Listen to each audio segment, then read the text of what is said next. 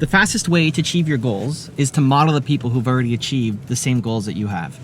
Model success. Success leaves clues, the famous expression. And it's true.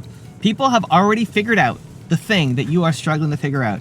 And the more you are stuck trying to come up with every idea yourself, the harder you're making it on yourself. And this is one of the two fundamental lessons that I have learned in my life that has saved my life and my business.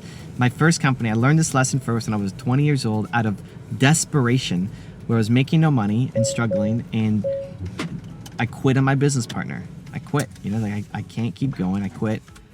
And I modeled Bill Gates. I just asked myself, who has done this before? Modeled Bill Gates, put it to work, had some success. I've told the story many times, but it's important because that was the thing that saved me. That's what saved my company.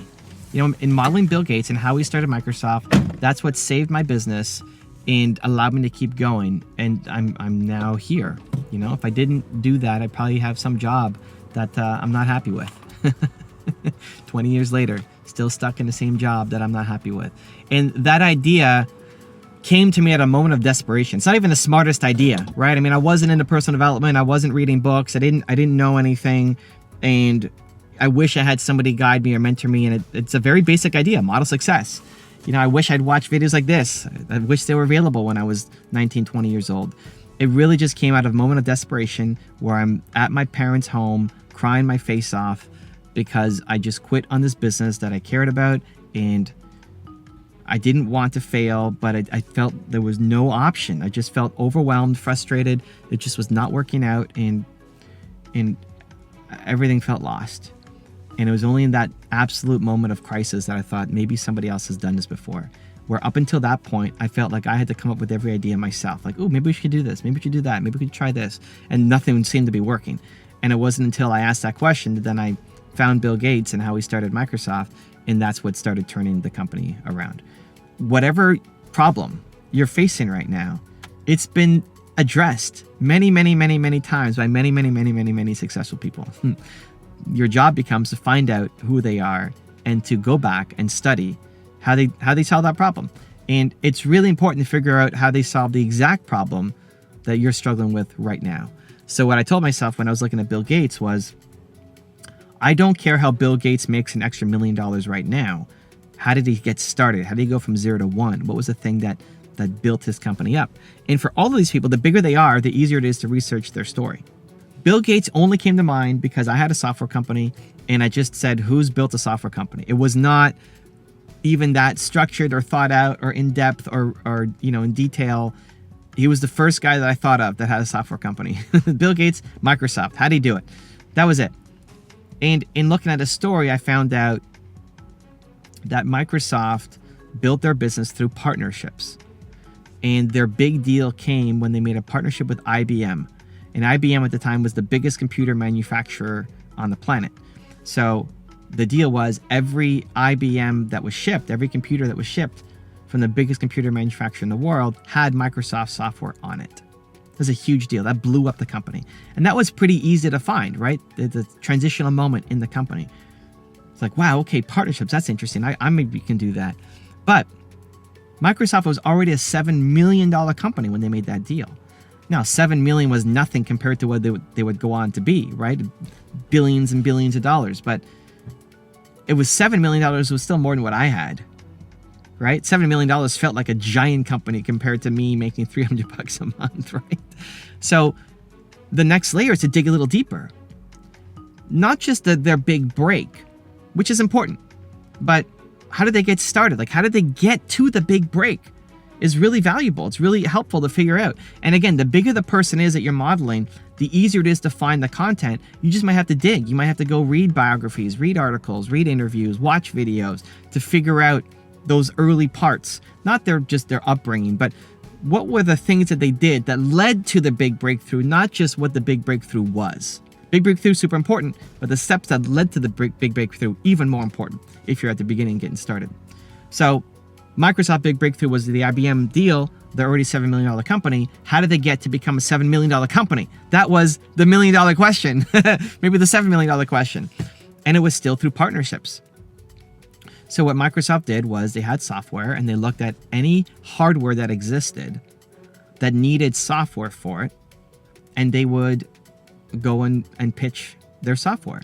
Their first deal was with the MITS Altair, and the MITS Altair was a piece of hardware, and it was featured on the cover of their magazine. That was the big magazine for the computer industry at the time, and they needed software. And Bill Gates called them up with his partner Paul Allen and said, "Hey, we've got software for the MITS Altair that you can use that will make it a lot more valuable to people." And they didn't even have it built yet. On the plane ride over to go meet the company, Bill Gates was finishing up the code to go program, and they hoped that it would work, and luckily it did when they had the meeting. So I don't necessarily like that part of lying that you've got something, but it's interesting to know how he did it. The boldness, the willingness to reach out and say, "Hey, I've got something that can help you," were things that I really struggled with as a 19-year-old entrepreneur, believing that what I had was great and that I could really solve big problems.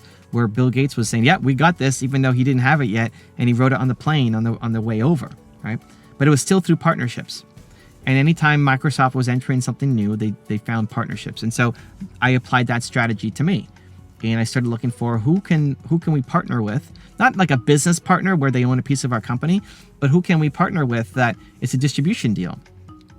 And the first company that I made a deal with was out of the UK. And we had a arrangement for them to represent us in the UK and a couple of the markets in Europe where they would be distributing our product, and we made an exclusive deal so that anytime we got a lead from those markets, it would go to them and they would be doing their own marketing promotion as well. And in exchange for that exclusive partnership, they would pay us $13,500 up front. And I remember I was so scared to ask for that. It felt like a giant number. What if they said no, this big potential deal? And they said yes. They said yes, and we had money in our bank account for the first time, which was wild and crazy. And that was a fantastic deal for us. And more important is it gave us hope, which is mega important. It gave us momentum, which is mega important. And it gave us a model to keep following. And so what I ended up doing afterwards was, let's go get more partnership deals. Let's go get more partnership deals. And the people who ended up buying us was basically a partnership deal. So instead of partnering with our company, they just bought the whole business. And that's how we exited. All because of modeling Bill Gates when I quit on my company. So whatever problem you're facing, personal or business, people have solved it. Humans have been around for a long time. Somebody has solved this problem. You do not have to be a genius and come up with every new idea yourself. Can your creativity and love and panache help? Yes, of course.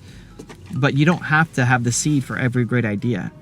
And chances are, the problem that you're facing right now, there's an answer 10 minutes away from you. From a YouTube video that's online, from a book, from a podcast, from an interview, there's an answer out there for you. And if you just default to saying, I'm going to model success, I'm going to find the people who've done this, and exactly how they solve that specific problem that you're facing right now, not how they're living their life right now, but how did they get over the hurdle that you're facing, when you can dig deep and find those answers. And again, the bigger the person is, the more accessible the content is. If you want to learn about Bill Gates' early life, or Steve Jobs' early life, or Oprah Winfrey's early life, or whoever it is, it's accessible. It's there. You can find this stuff. And it gives you the hope that it's possible for you, and it gives you the specific strategies that you can use to apply to your life right now so you can start seeing results. Success leaves clues. Whatever problem you've got, go model success. Need motivation? Watch a Top 10 Would Believe Nation. Hey, it's Nina Carmichael, and we made these videos probably because you're the most ambitious person in your circle. But you know you're capable of much more, and you need that push by surrounding yourself with the best. So today, let's learn from one of the best, my husband Evan Carmichael, in our take on his top 10 rules for success. Enjoy! Rule number 2, start for free. The free leads you to the paid. If you have no momentum, no traction, no clients, then start for free. Prove your worth and build momentum. Give them something they can't wait to have again and pay for this time. The goal isn't to do free forever, but the free gives you the thing that you're missing the most, which is momentum in your business. So I'm pre-launching my book right now, Built to Serve, and people who buy the book in pre-order also get access to my private Facebook group where I help people one-on-one every week.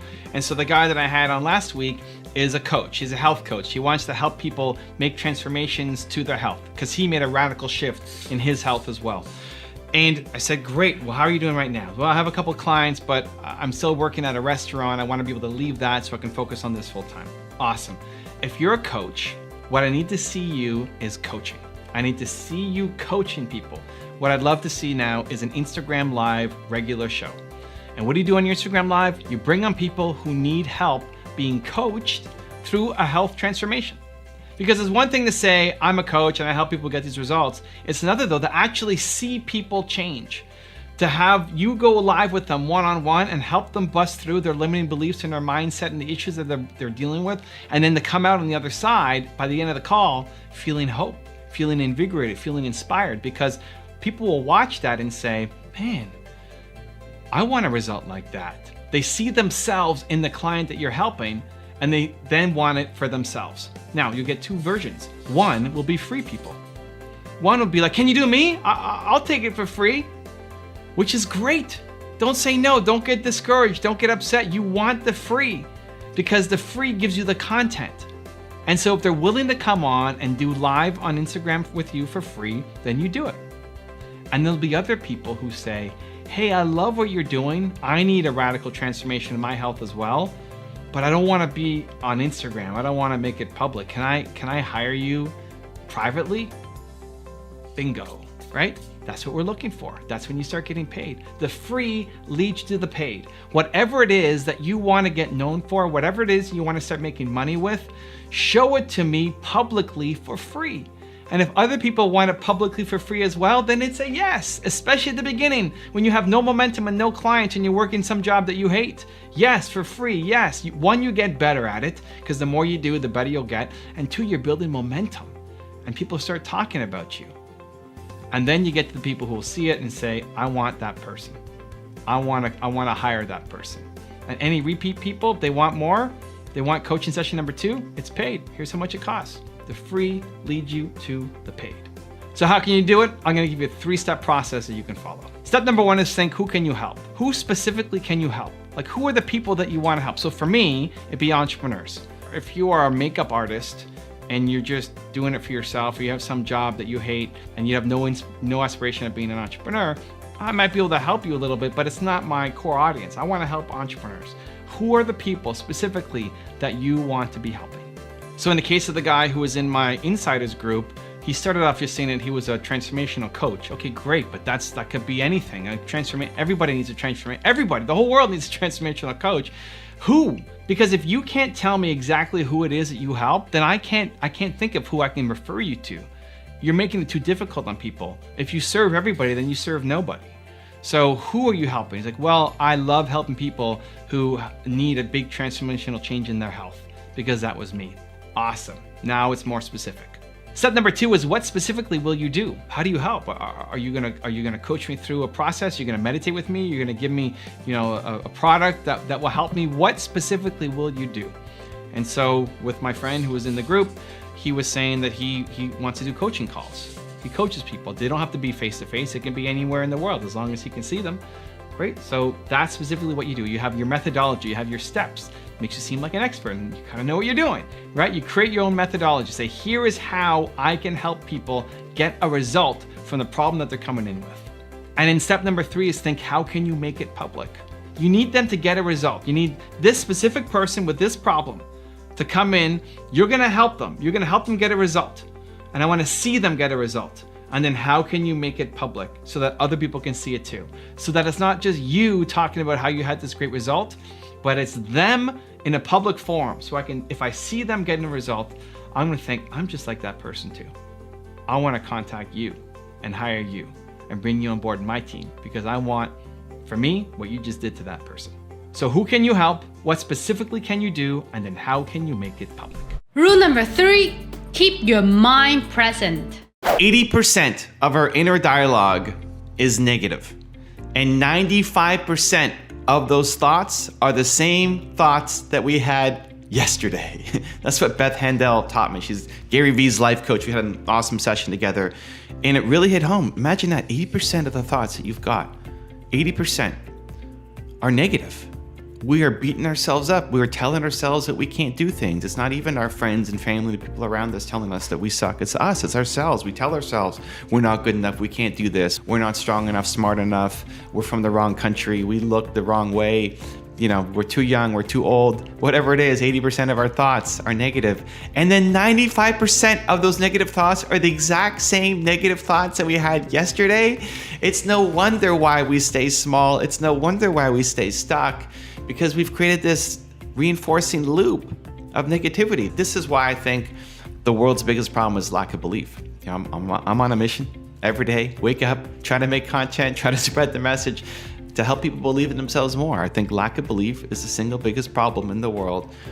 And I also believe that everybody has Michael Jordan level genius at something. Like, you are the greatest. You're the greatest in the world at something. And it's not what you went to school for, and it's not what your parents did for a living, probably. It's something completely different. And you have to have the courage to go off and chase it and find it and do it, because the woman who solves cancer should have already solved it by now, but she never believed in herself enough to go to medical school. And now she's a manager in an accounting firm, and she doesn't like her life, right? I mean, this is where most of us are stuck. Most people wake up and they drive to a job that we don't like. Most people are stuck and barely hanging on and do not like their life and feel like they're not contributing, they're not making any kind of difference, they're not doing anything meaningful or impactful at all in the world. That's most people. Like, imagine waking up and that's your daily reality. That may be you. Or that may have been who you were and you're still discovering and trying to improve and get better. But if 80% of those thoughts that come through your head, conscious or unconscious, are negative, I think a lot of conscious thoughts are negative too. Not just the subconscious, the conscious thoughts are negative. You telling yourself that you can't do something and you're not good enough. And then 95% are the same as yesterday, that we've just created this loop, this negative thinking loop. So how do we break it? How do we break free? How do we solve that problem? Well, that's the $1 billion question, and that's what I wake up every day trying to fix. And I can give you a couple things that I've worked on and I've found helpful and hopefully helps move the needle. They don't have all the answers, but some of these might help. The first one is to change your environment. The environment makes such a huge difference for who you are and your daily habits and what you believe about yourself. And the environment is not just the people who are around you, although that definitely helps. If you've got negative friends or family around you, you want to eliminate them completely or spend a lot less time with them, because it's really, really, really hard to have a beautiful plant grow when it's just toxic waste being poured on top of them. Doable, but really, really, really difficult. And so changing that can really help. And one of the best ways I found to do it is content. It's content. It's why I make so much content for these channels, that hopefully you wake up today and there's a piece of content there waiting for you, whether it's me or showcasing somebody else. Across all my channels, we're making multiple pieces of content every single day to try to hit it in the right way. Maybe today's message with the right voice is the one that makes a difference for you. And if you can shift the amount of entertainment you're doing, or just shutting off the world, some of the content that you consume just helps you shut off the world and escape, versus educational content that helps you learn, improve, get better, and solve the problem, right? Entertainment is let's forget about the problem and just laugh at something else. Education is let's learn to actually fix the problem that is happening in our life, right?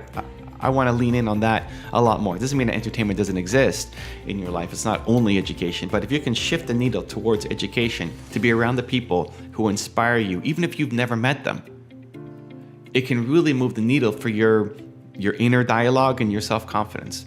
So the thing that saved me in my first business in doing this was modeling Bill Gates from Microsoft. When I quit on my business partner, I struggled. I didn't know, I felt worthless. Nothing was working. I was working every day and just no results. And in looking at Bill Gates' story, that changed my life. It saved my business. It allowed me to keep going, because now I had a little bit of hope that, if Bill Gates could do it, maybe I could too. And the more you surround yourself with those people, the more you'll feel like you can do it too. So do an audit. How many people in your life, the actual humans that you know, and also just the people that you subscribe to, that you follow. How many of them make you feel better about yourself? And for too many people, it's not enough. You know, it's look at who you follow on YouTube, look at who you subscribe to, look at who you're connecting with on Instagram. You know, if you're loading your phone and you're going through Instagram or you're watching YouTube videos, how many times have you gone through it and all of a sudden an hour has gone by and you were mindlessly watching videos, or even worse, made you feel worse about yourself? You ever felt that? You watch a video and then you feel worse about yourself afterwards, or you're following somebody and it makes you feel worse about yourself? You have a choice to unfollow those people. This is not Instagram's fault or YouTube's fault. You can take accountability here. You have a choice to unfollow those people, and then a choice to follow the people who make you feel better about yourself.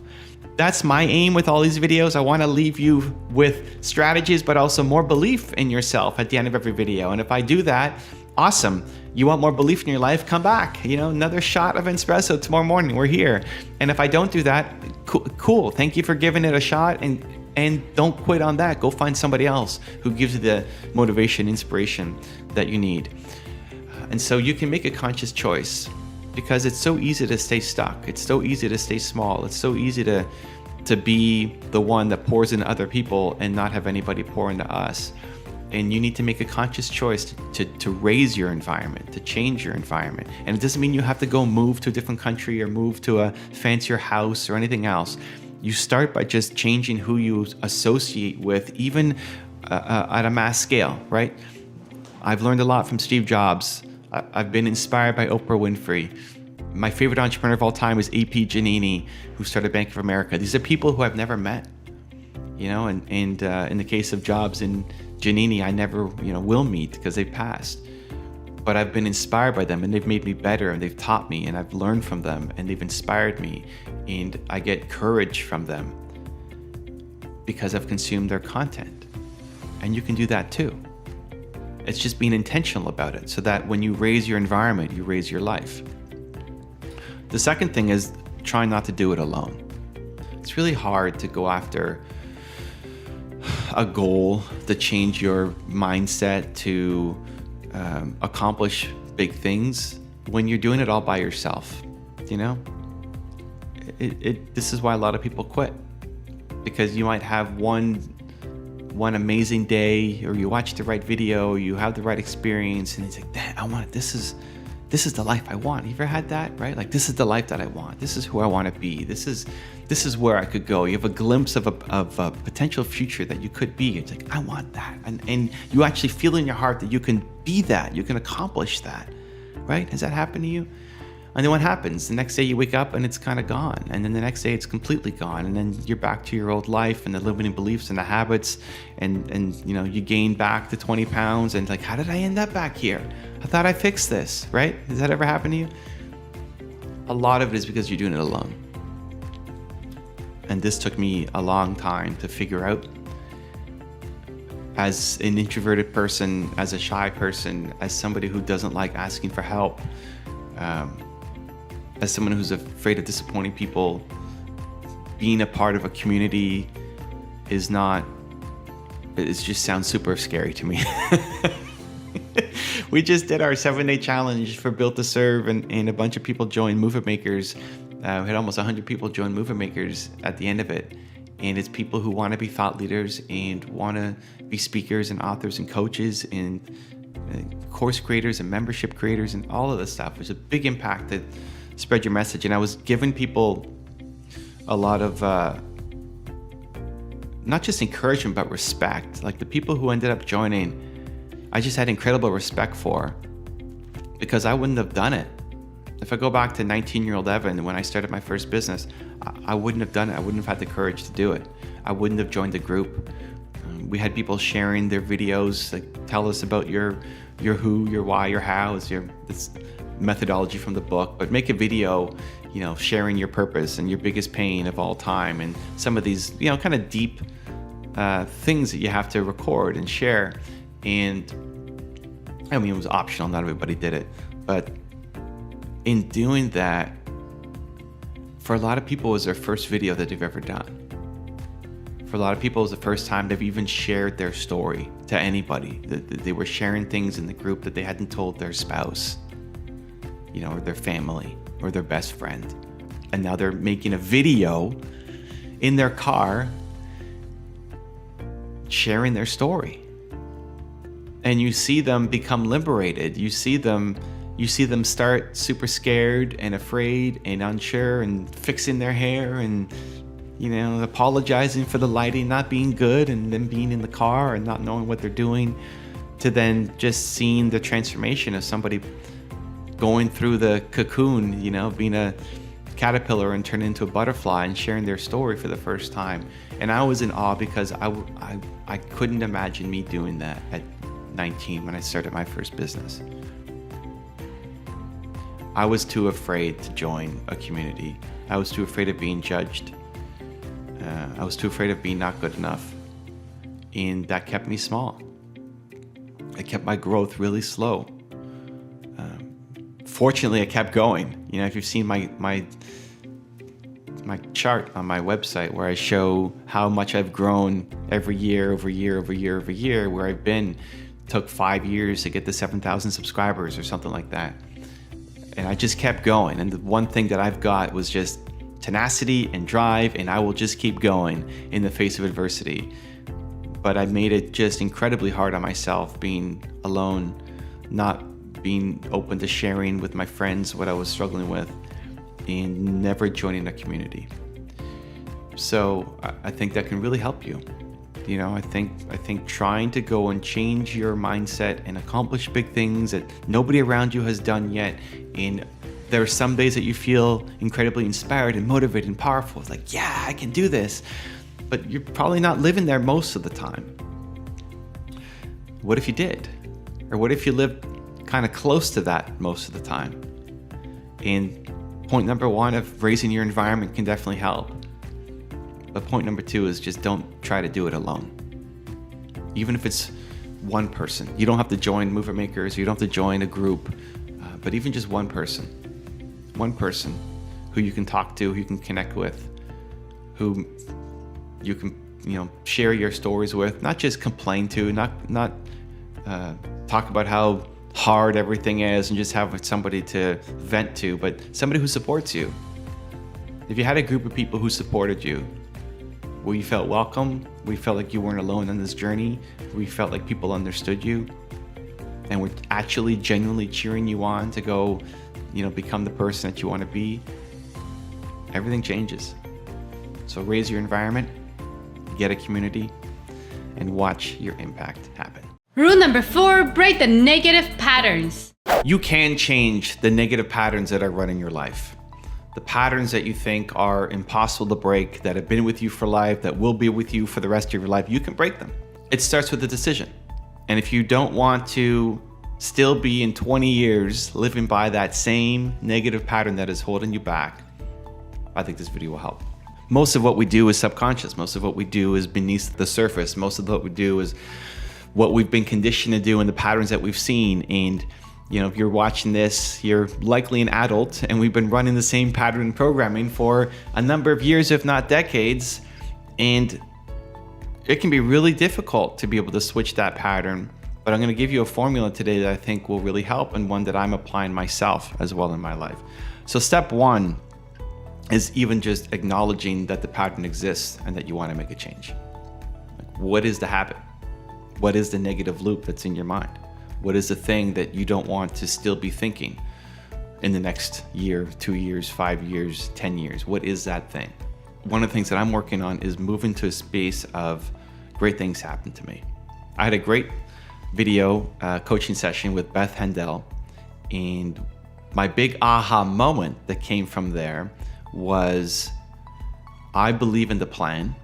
So whenever I am thinking of something, I make a plan, and then I execute the plan, and I do the plan, and I follow the plan. And when I don't believe in the plan, then I create a new plan, then I believe in that plan, and that's the thing that gets me going. So I'm very plan, schedule, calendar oriented.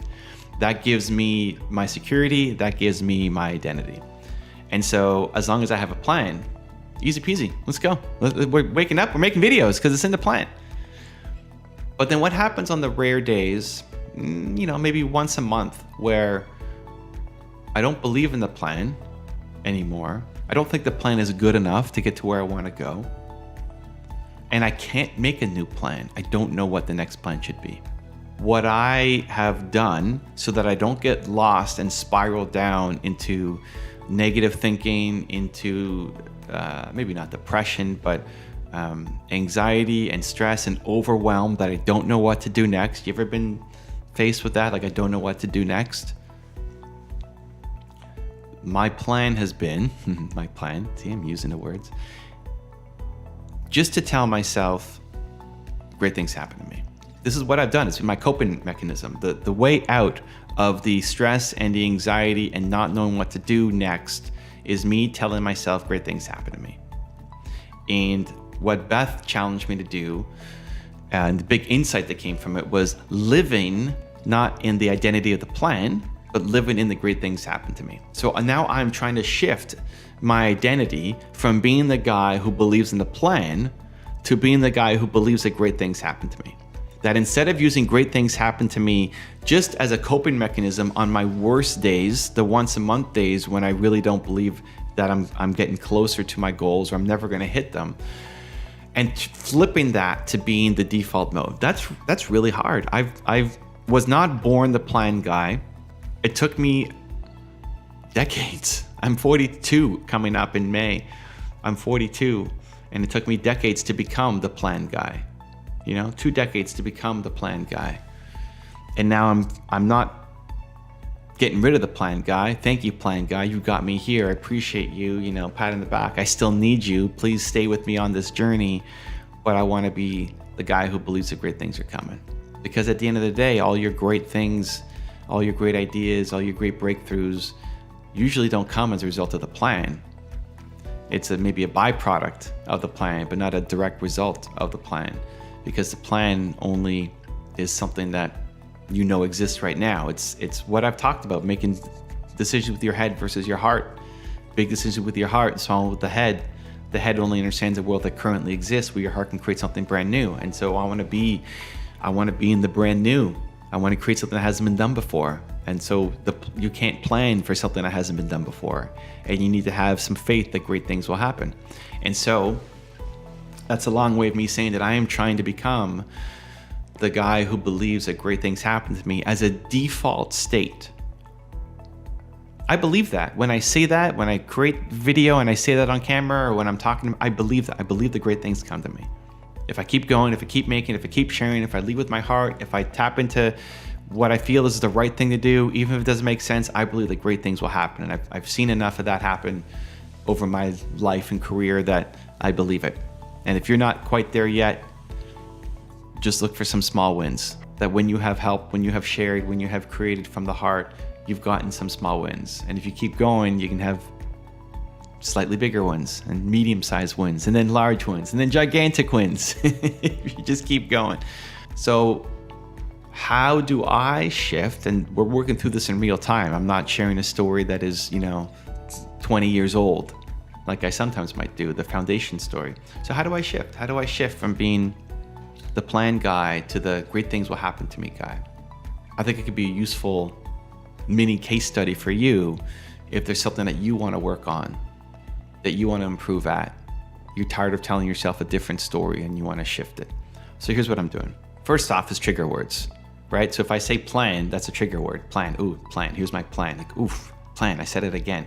Not that it's bad, right? For yours, it might be bad. It might be a critical, you telling yourself that you're stupid or that you can't, right? Can't could be another a trigger word, or hard is another trigger word.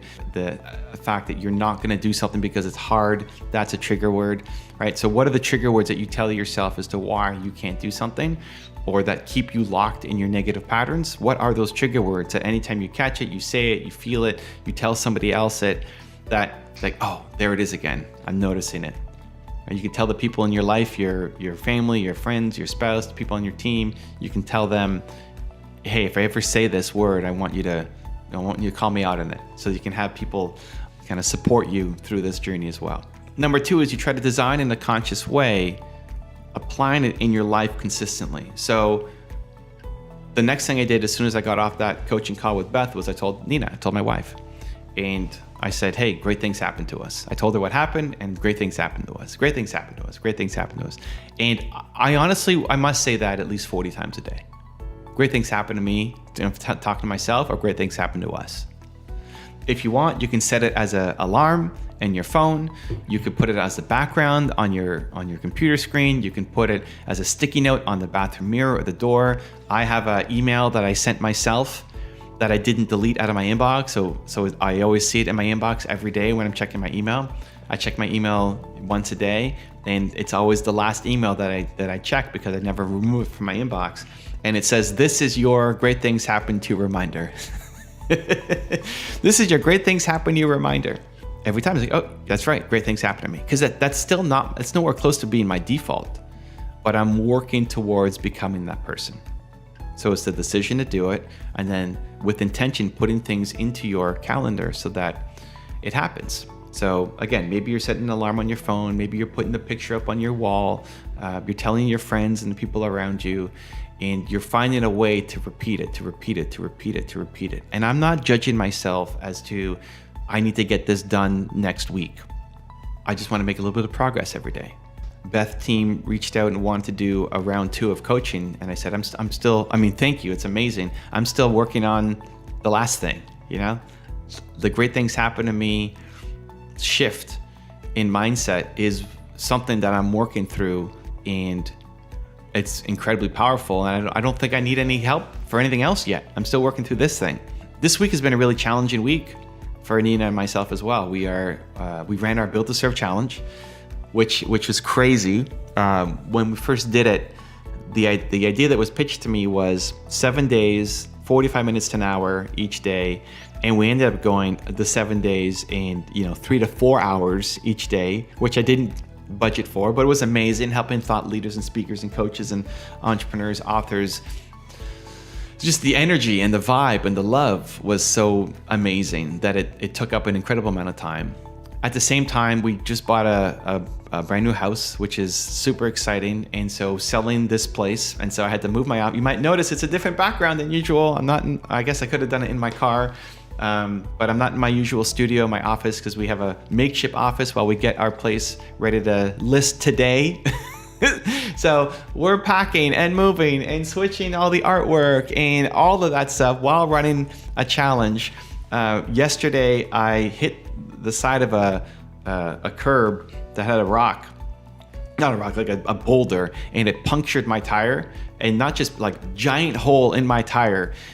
So, okay, we have to go and get the car fixed on top of everything else, which is why I can't film in the car like I normally do, because I don't have a car right now because it's being fixed because I blew out the tire, and just issue over issue over issue. And my niece was with us yesterday, and she made a comment to my wife, Nina, about how calm we were through everything. Like, okay, well, the car tire got blown out.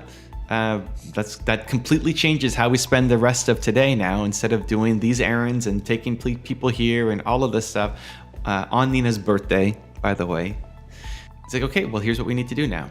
Okay, we got to get it fixed. We got to figure out how to solve these other problems, and let's go.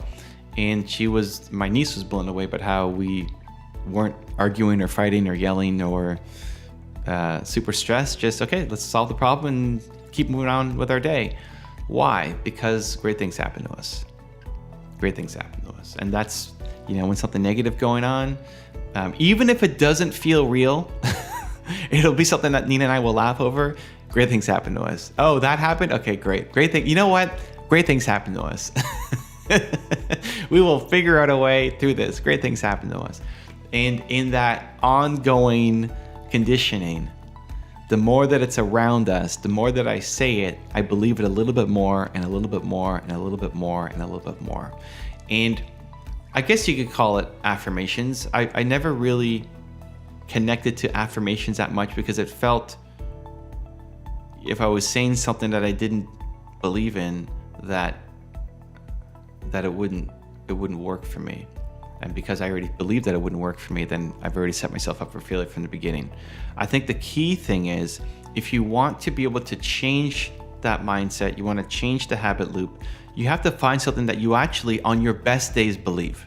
There's a kernel of truth in there, right? If you're 400 pounds and you say, I'm skinny, I'm skinny, I'm skinny, I think a lot of, in your head you say, well, that's BS, I'm not skinny.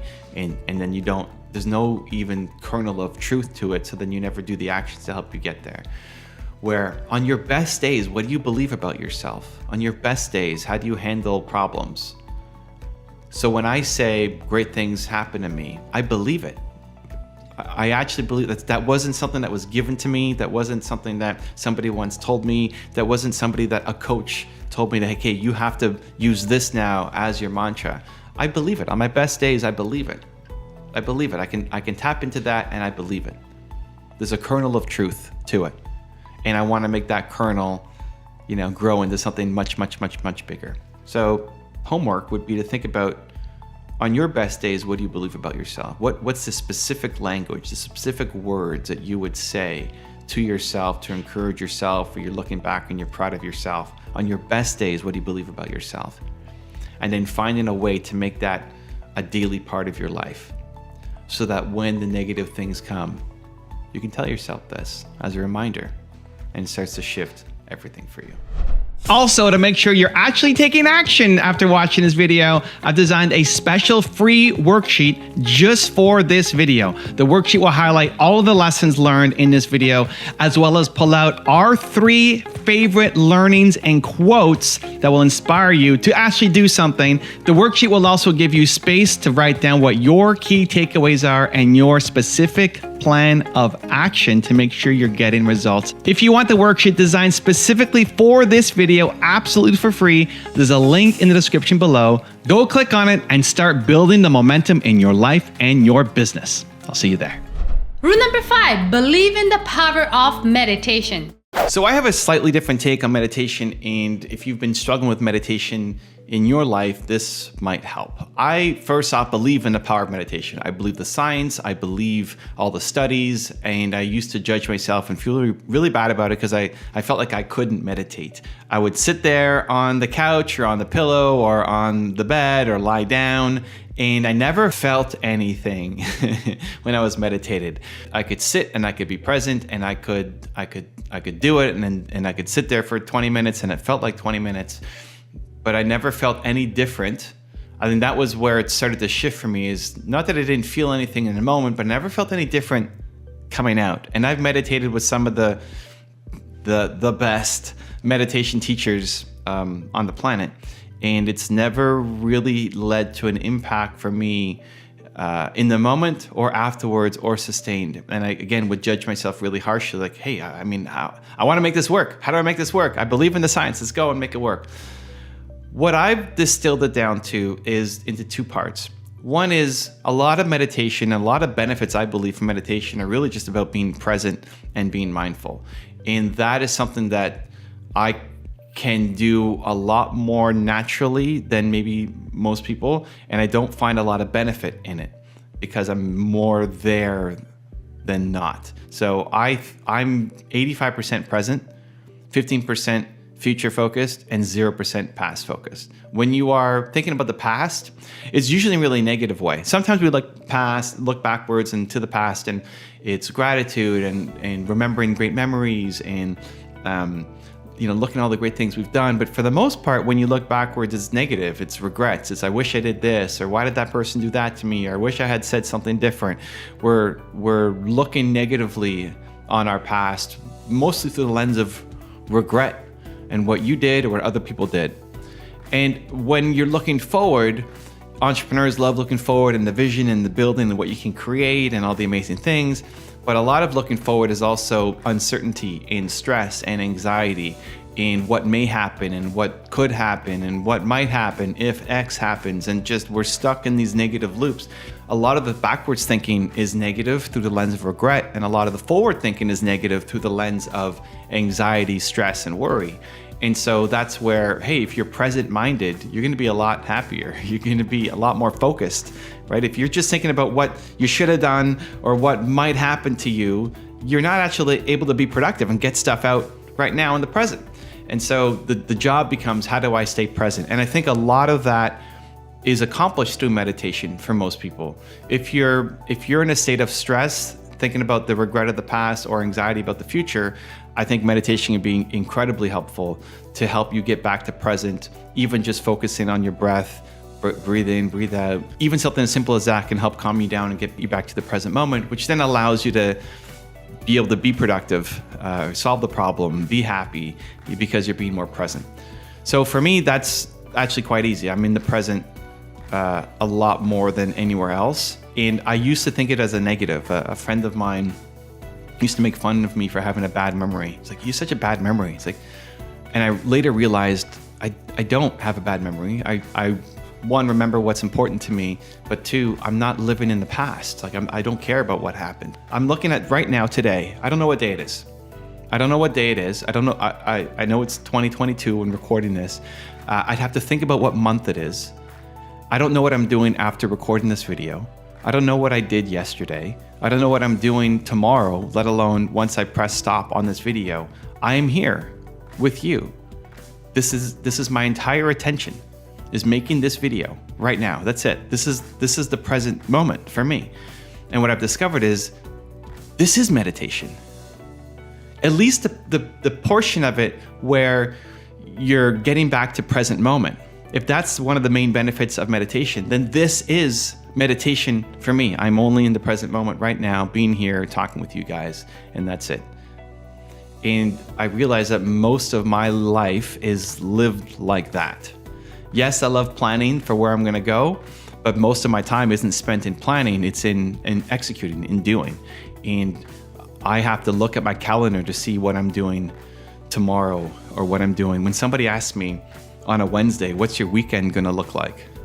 Weekend? I don't even know what I'm doing in the next hour, let alone what I'm doing this weekend. And when people ask me on a Monday, how was your weekend? It's like, I don't know.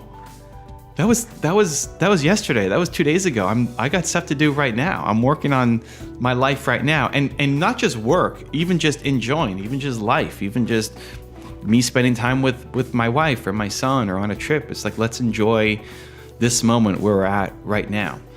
And so if that's you, I would introduce the idea of, hey, that's a different perspective shift. Like maybe you are meditating right now and you might be overjudging yourself, because if you're in the present, that's one of the biggest benefits. One of my favorite things to do every morning is I go on a believe walk. And I found when a lot of people would say, oh, I get my best ideas when I'm meditating, I get creative breakthroughs when I'm meditating.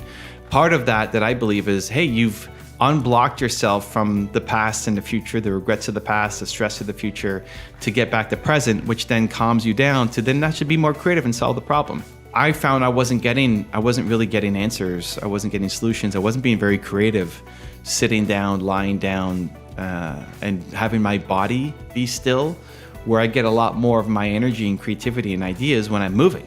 So I get a lot of ideas when I'm walking. So I do a believe walk every morning, which is 30 to 60 minutes. I'll take the dogs out and then I'll go for a walk, usually to Tim Hortons, grab myself a coffee, Canadian coffee brain here, and no agenda. Just think about what am I doing today? You know, what day is it? What do I want to accomplish today? Take in some fresh air, get a fresh perspective. And the act of moving, I find, gets my creativity flowing a lot more. I get ideas in the shower, you know, when I'm moving. Have you got ideas in the shower? I think that's meditation. Maybe it's a different version of it or a different definition of it, but I think that's meditation, where you can calm down, when you can focus on present, and you get some great ideas that come.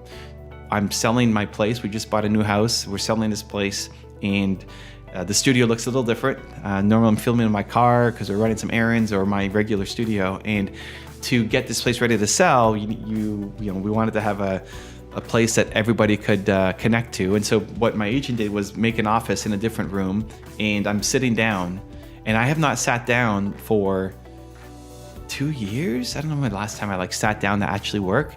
And you might even notice me, I'm shuffling around a little bit. I like to move. Normally I'm on a trampoline and I'm bouncing 20 to 40,000 times a day.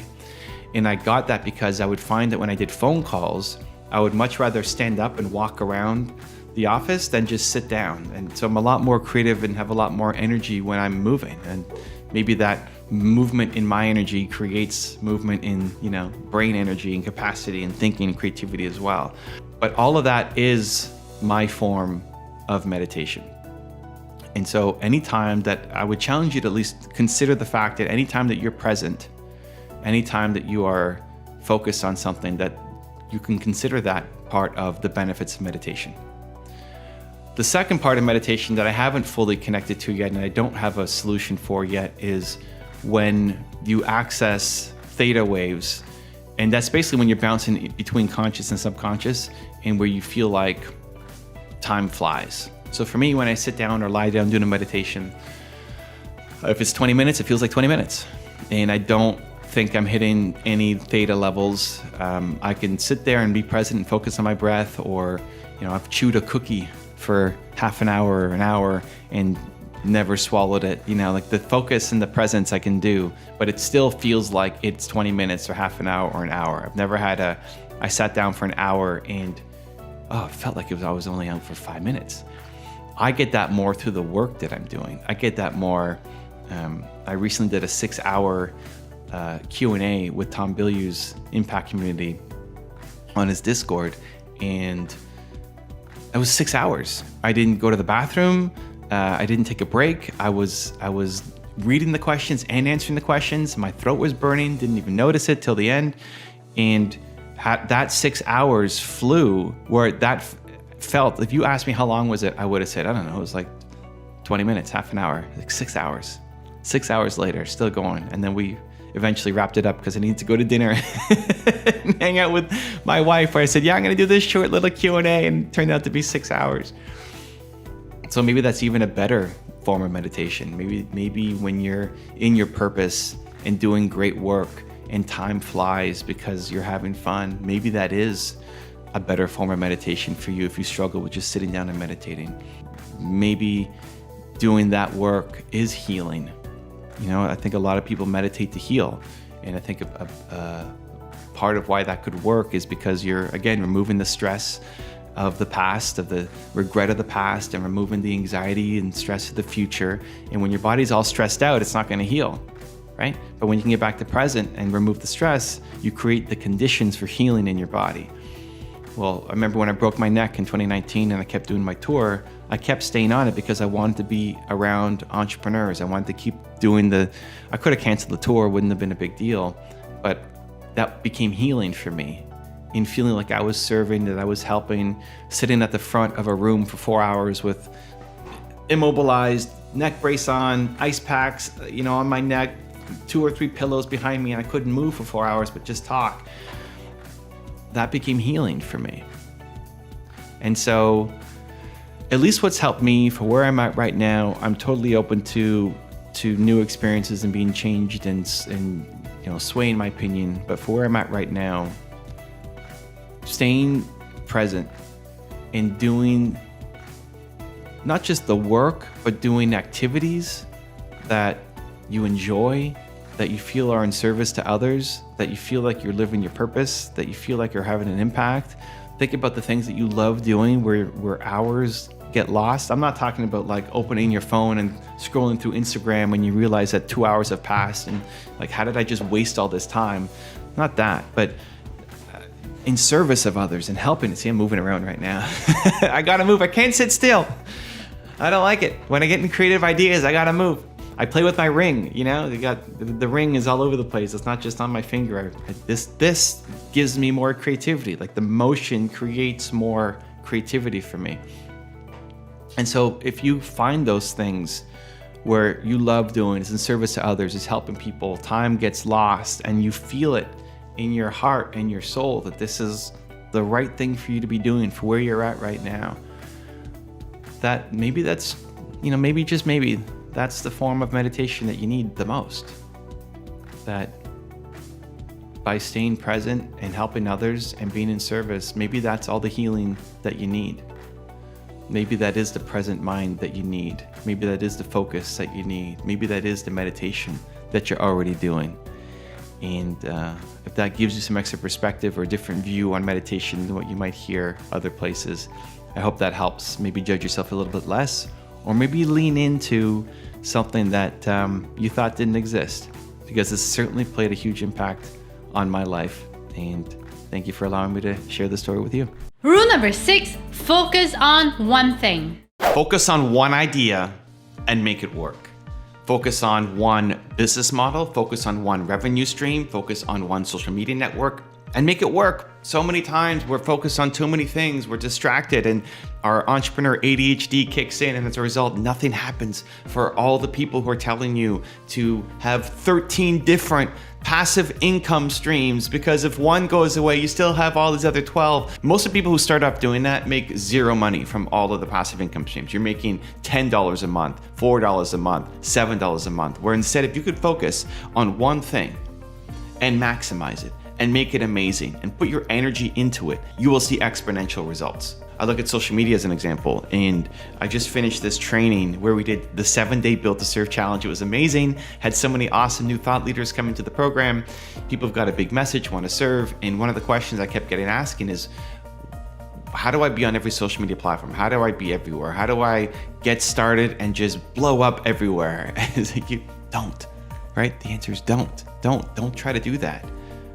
If you are the person right now who is trying to be everywhere, look at your social media accounts. Chances are you're sucking everywhere. Chances are not you suck as a human, just the results aren't there. The effort's not there, the energy's not there, because you're so forcing yourself to just get out there and create content and be on all the platforms that you also have a million other things that you have to do.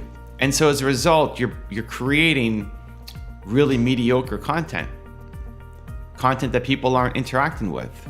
And if people don't like what you're putting out, it's not going to lead to results for your business. And so much better. It doesn't mean that you can't be there, you know? It doesn't mean that at some point you can't be there. That as you build your brand and you get bigger and you hire a team and you have more money, that you can start to do this. But much better at the beginning is to figure out, what is the one platform? What is the one revenue stream? What is the one business model? The one thing that if I focus on that thing, it's going to lead to results so that I can scale. Entrepreneurs have a hard time with this because we want to do so many things. We have our ADD brain going on, and we don't want to just do one thing. We also feel like it is limiting for what we want to do, right? If you have a big vision, a big mission, a giant goal for what you want to accomplish, doing just this one little piece of it feels too small. The way that I would structure it and think about it is, this is just a sequence. You still get to do everything. You still get to do it all. You just have to go in order. You have to create a sequence that the thing that you need to focus on at the beginning of your business, whether it's your revenue stream, whether it's a social media success, whatever it is, what you have to figure out is, how do I start to, as soon as possible, get a sustainable business for myself so that I can quit my job, if you have one, so that I can bring income in for myself and my family, so I can start to afford to hire a team, even if it's part-time or one person, so you can scale up your company, so that I can then go off and do all the other things. Because some of your ideas are amazing and huge and require more people and time and effort and energy, and some of the ideas can get started a lot faster. And so if you want to go and accomplish your big goal, your big dream, your big mission, then it's important to think about the sequence of things, that instead of doing everything all at once, and as a result, all of the results being mediocre, focus on the one thing that if you push that lever, you really maximize that thing, you could start to make more money, you could start to have more impact, you can start to have more reach, you can start to see more success, that then allows you to bring on more people to help you build and scale. For me, we've got 37 people on the team now, and I can do so much more, you know, because we got team than if it was just me by myself doing everything. And so in building my mission, I want to solve the world's biggest problem, right? People don't believe in themselves enough. And so in building that up, I need people, I need help, I need support, I need team, I need a lot more than what I've got right now. But in being able to build a business that can bring in money, then I can afford to hire a team that helps me accomplish a lot more things and take on a lot more projects. But if I was at the very beginning of what I was doing right now, I would not be doing most of the things that I'm doing right now. I'd still be accomplishing and going after the same mission, but I'd have to pick one thing to focus on. Pick the one thing at the beginning that I think I could make some money doing this, so that I can live, I can pay, rent, mortgage, I can pay my internet bills, I can pay for some food, not living, a fancy life, but just being able to live and survive so I don't have to have a job. And then I would start thinking, okay, how do I then scale this one thing that I'm working on to build up to the point where I can remove myself, or at least take some of the pieces off so that I can hire a team to help build and scale and grow. If I look back on my YouTube journey here, I did everything at the beginning. I filmed it, I researched it, I edited it, I did all of it. And it took a crazy amount of time, and I made a lot of mistakes, and I did a lot of stuff that I probably shouldn't have done. And just by focusing on that thing and making content and creating videos, it then allowed me to make a little bit of money that then I could hire my first part-time editor, that then turned into a full-time editor, that turned into a second editor and a research person, that turned into someone helping with the thumbnails and the graphics. And it continues to build up and scale for everything I was doing myself in a mediocre way, but getting it done to then be able to scale out a team.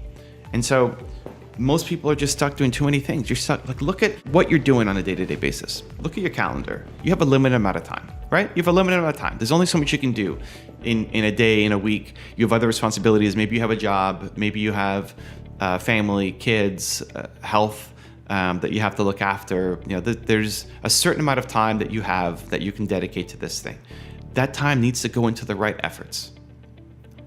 And again, it's great to have that big mission and big goal and big dream.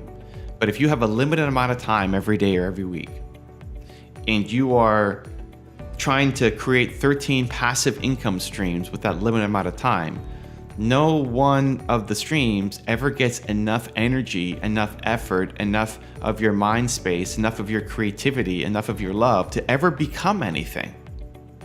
And so you're diversifying way too quickly. You're diversifying way too soon. And apply that for anything that you're working on. Apply that to your business and the opportunities that you're chasing, the partnerships that you're looking at, the things that you're saying yes to, the social media networks that you're trying to be on. Do yourself a favor. Don't try to be everywhere. Not yet, right? Just understand there's a sequence to things. And you can make it so much easier for yourself to have more impact, to make more money, to have a bigger influence, to be more proud of yourself, to start getting more success and more results and more momentum. So much easier if you just sequence it out so that you don't have to do everything all at once. You don't have to feel the handcuffs and the restriction of saying, well, I don't want to do this one thing for the rest of my life. This is where it gets, entrepreneur ADE kicks in, right? And we don't want to be locked in. I don't want to do the same thing forever. Well, you won't do it forever. That's not the point. The point is not to do this one thing forever. That if you took these 10 opportunities in front of you, you could do all 10. You could do all 10. Just not all 10 at the same time. Because if you do all 10 at the same time, none of them are going to work out.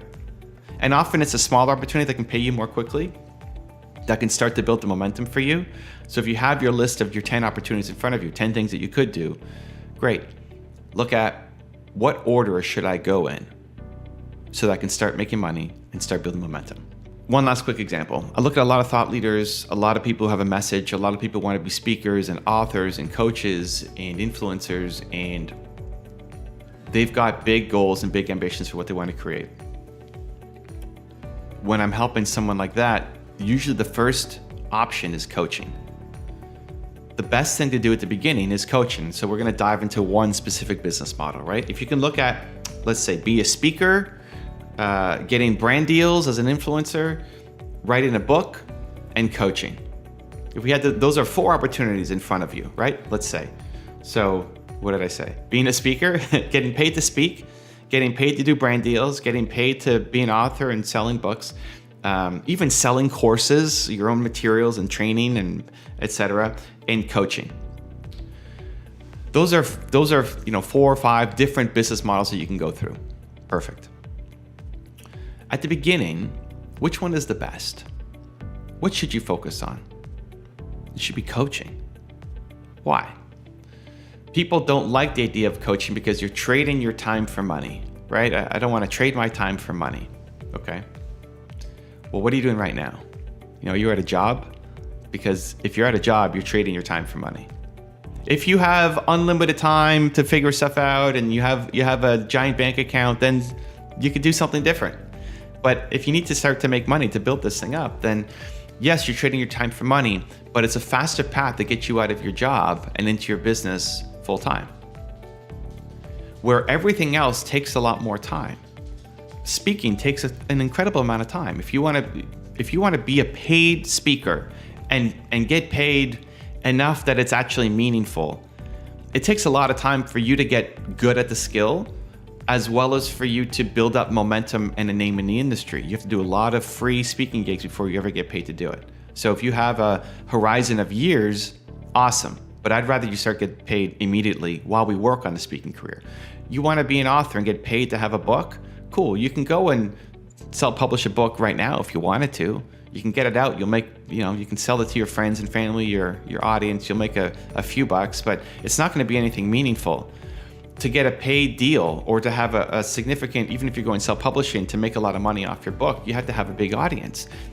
To get the deal with a publisher, they want you to have at least 100,000 followers. That's like your starting point to get in. So is that achievable? Of course, but now we're looking at years as a horizon as opposed to like this has to happen right away. So you're not getting paid right now off of your book. So if you're sitting there thinking, writing a book, creating a great manuscript, creating a great how-to guide, it's not going to be the thing that helps get you any kind of money anytime soon. And I want you to get paid because most people quit too soon on their ideas, or they're trying to do a million different things at once, right? If you're trying to create a course, same thing, you have to build up enough momentum. You spend so much time making a course, creating the content, filming videos, or writing instruction manuals, or creating the PDFs, or whatever your course structure is. It takes so long to make the course, and then you have to go and market the course, and people don't know who you are yet. You don't have a brand yet. So could it work? Absolutely. Will it pay you more than coaching? Yes, absolutely. Most likely. It's way more easy to leverage that than coaching. But again, the timeline is so long, and most people quit too soon on it. Where if you are coaching, you can make money right away. As long as you have something that can actually help people, right? If you're good at what you do, you know how to solve somebody's problem, you can make money as a coach right away. And yes, you're trading your time for money, but it's better than having a job. And it also gets you closer to your customers. At the very beginning, I'm a much bigger fan of selling a service than a product because it gets you closer to your customers. You get to know their problems, you know their issues, you know what exactly they're struggling with, and you can help them solve it, which allows you to create a better book, a better course, a better product, because you've worked with enough people through the problem. And so most entrepreneurs fall into the category, I want to do all of it. Great, I want to be a speaker, I want to be an author, I want to create my course, I want to create my book, I want to be a coach, I want to do all of it. Awesome. You have a limited amount of time every week. To work on all 5 of those things at the same time means there's very little progress. If that's you and you've been writing your book, how long have you been writing your book for? Like, when is it going to come out? What year? How many speaking gigs have you done in the past 3 months? Right? How much time has gone into your course? It's like we start and stop and start and stop because we're tackling so many different things because you want to do it all and you want to have income streams coming in like crazy. And there's nothing wrong with that. It's amazing. But there's a sequence. There's an order that if you can, as soon as possible, inside of your purpose, start to make money, start to build momentum, start to be able to bring on team to help you, it's so much easier. You can go so much further. You can go so much faster. You can have so much less stress. You can have such a big impact that you just need to focus. You just need to focus. It's all possible. Your big dreams are possible. Go in order, figure out the sequence that will start to get you paid, and focus. Rule number 7, work harder. People aren't afraid of failing. You're afraid of failing in front of other people.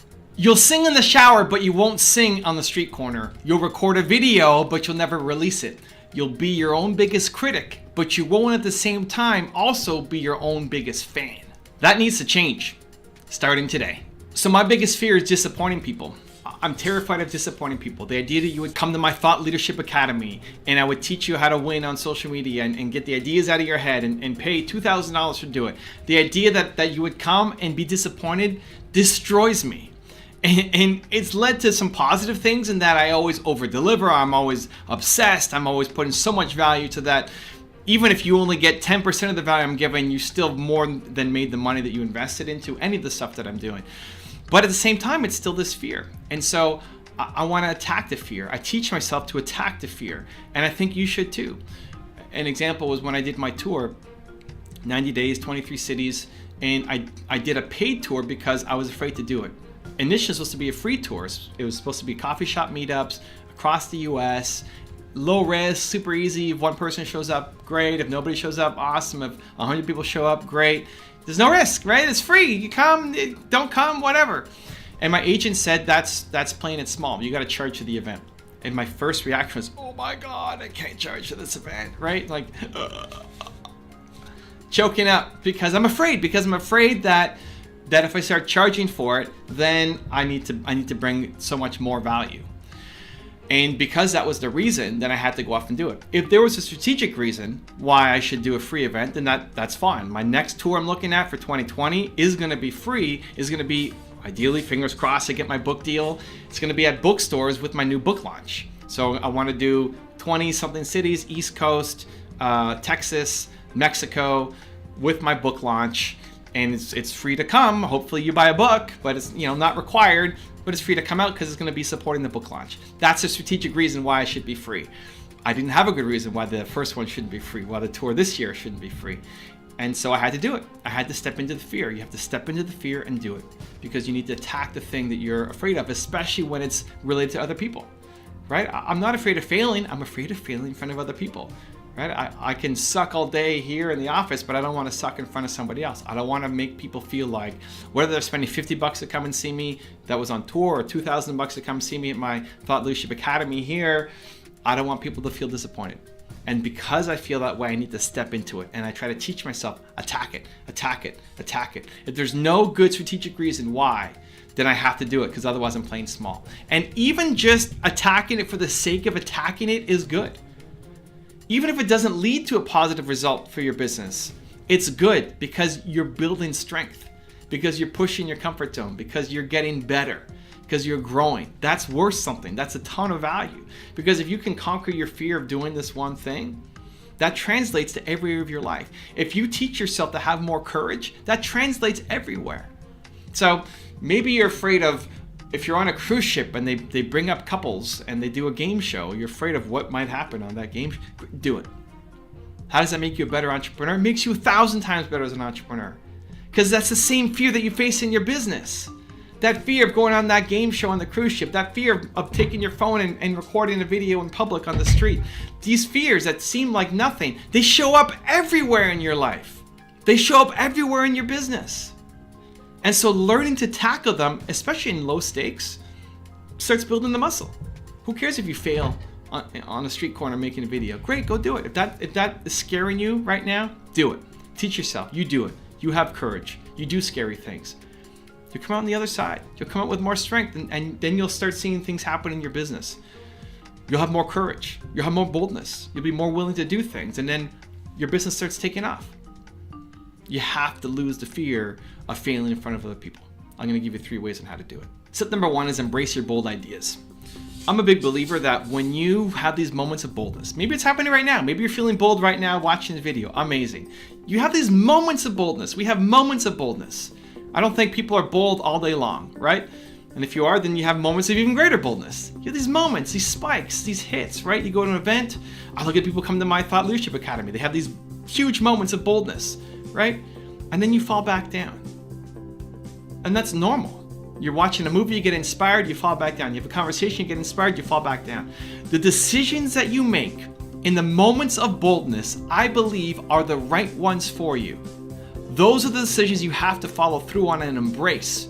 And then your head talks you down from them. The head brings you back down to playing small.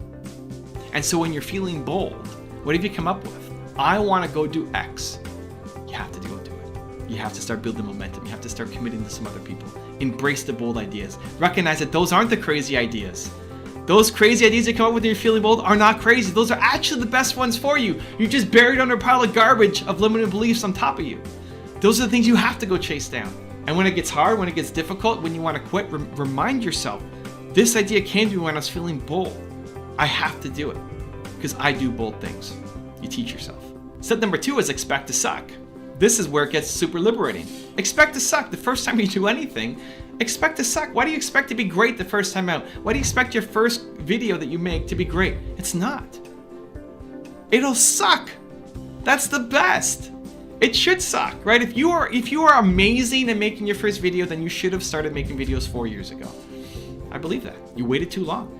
Your first at anything should be terrible. It doesn't mean that you suck. I think you're amazing. You're a genius. You're Michael Jordan. You're the best of all time. It's something.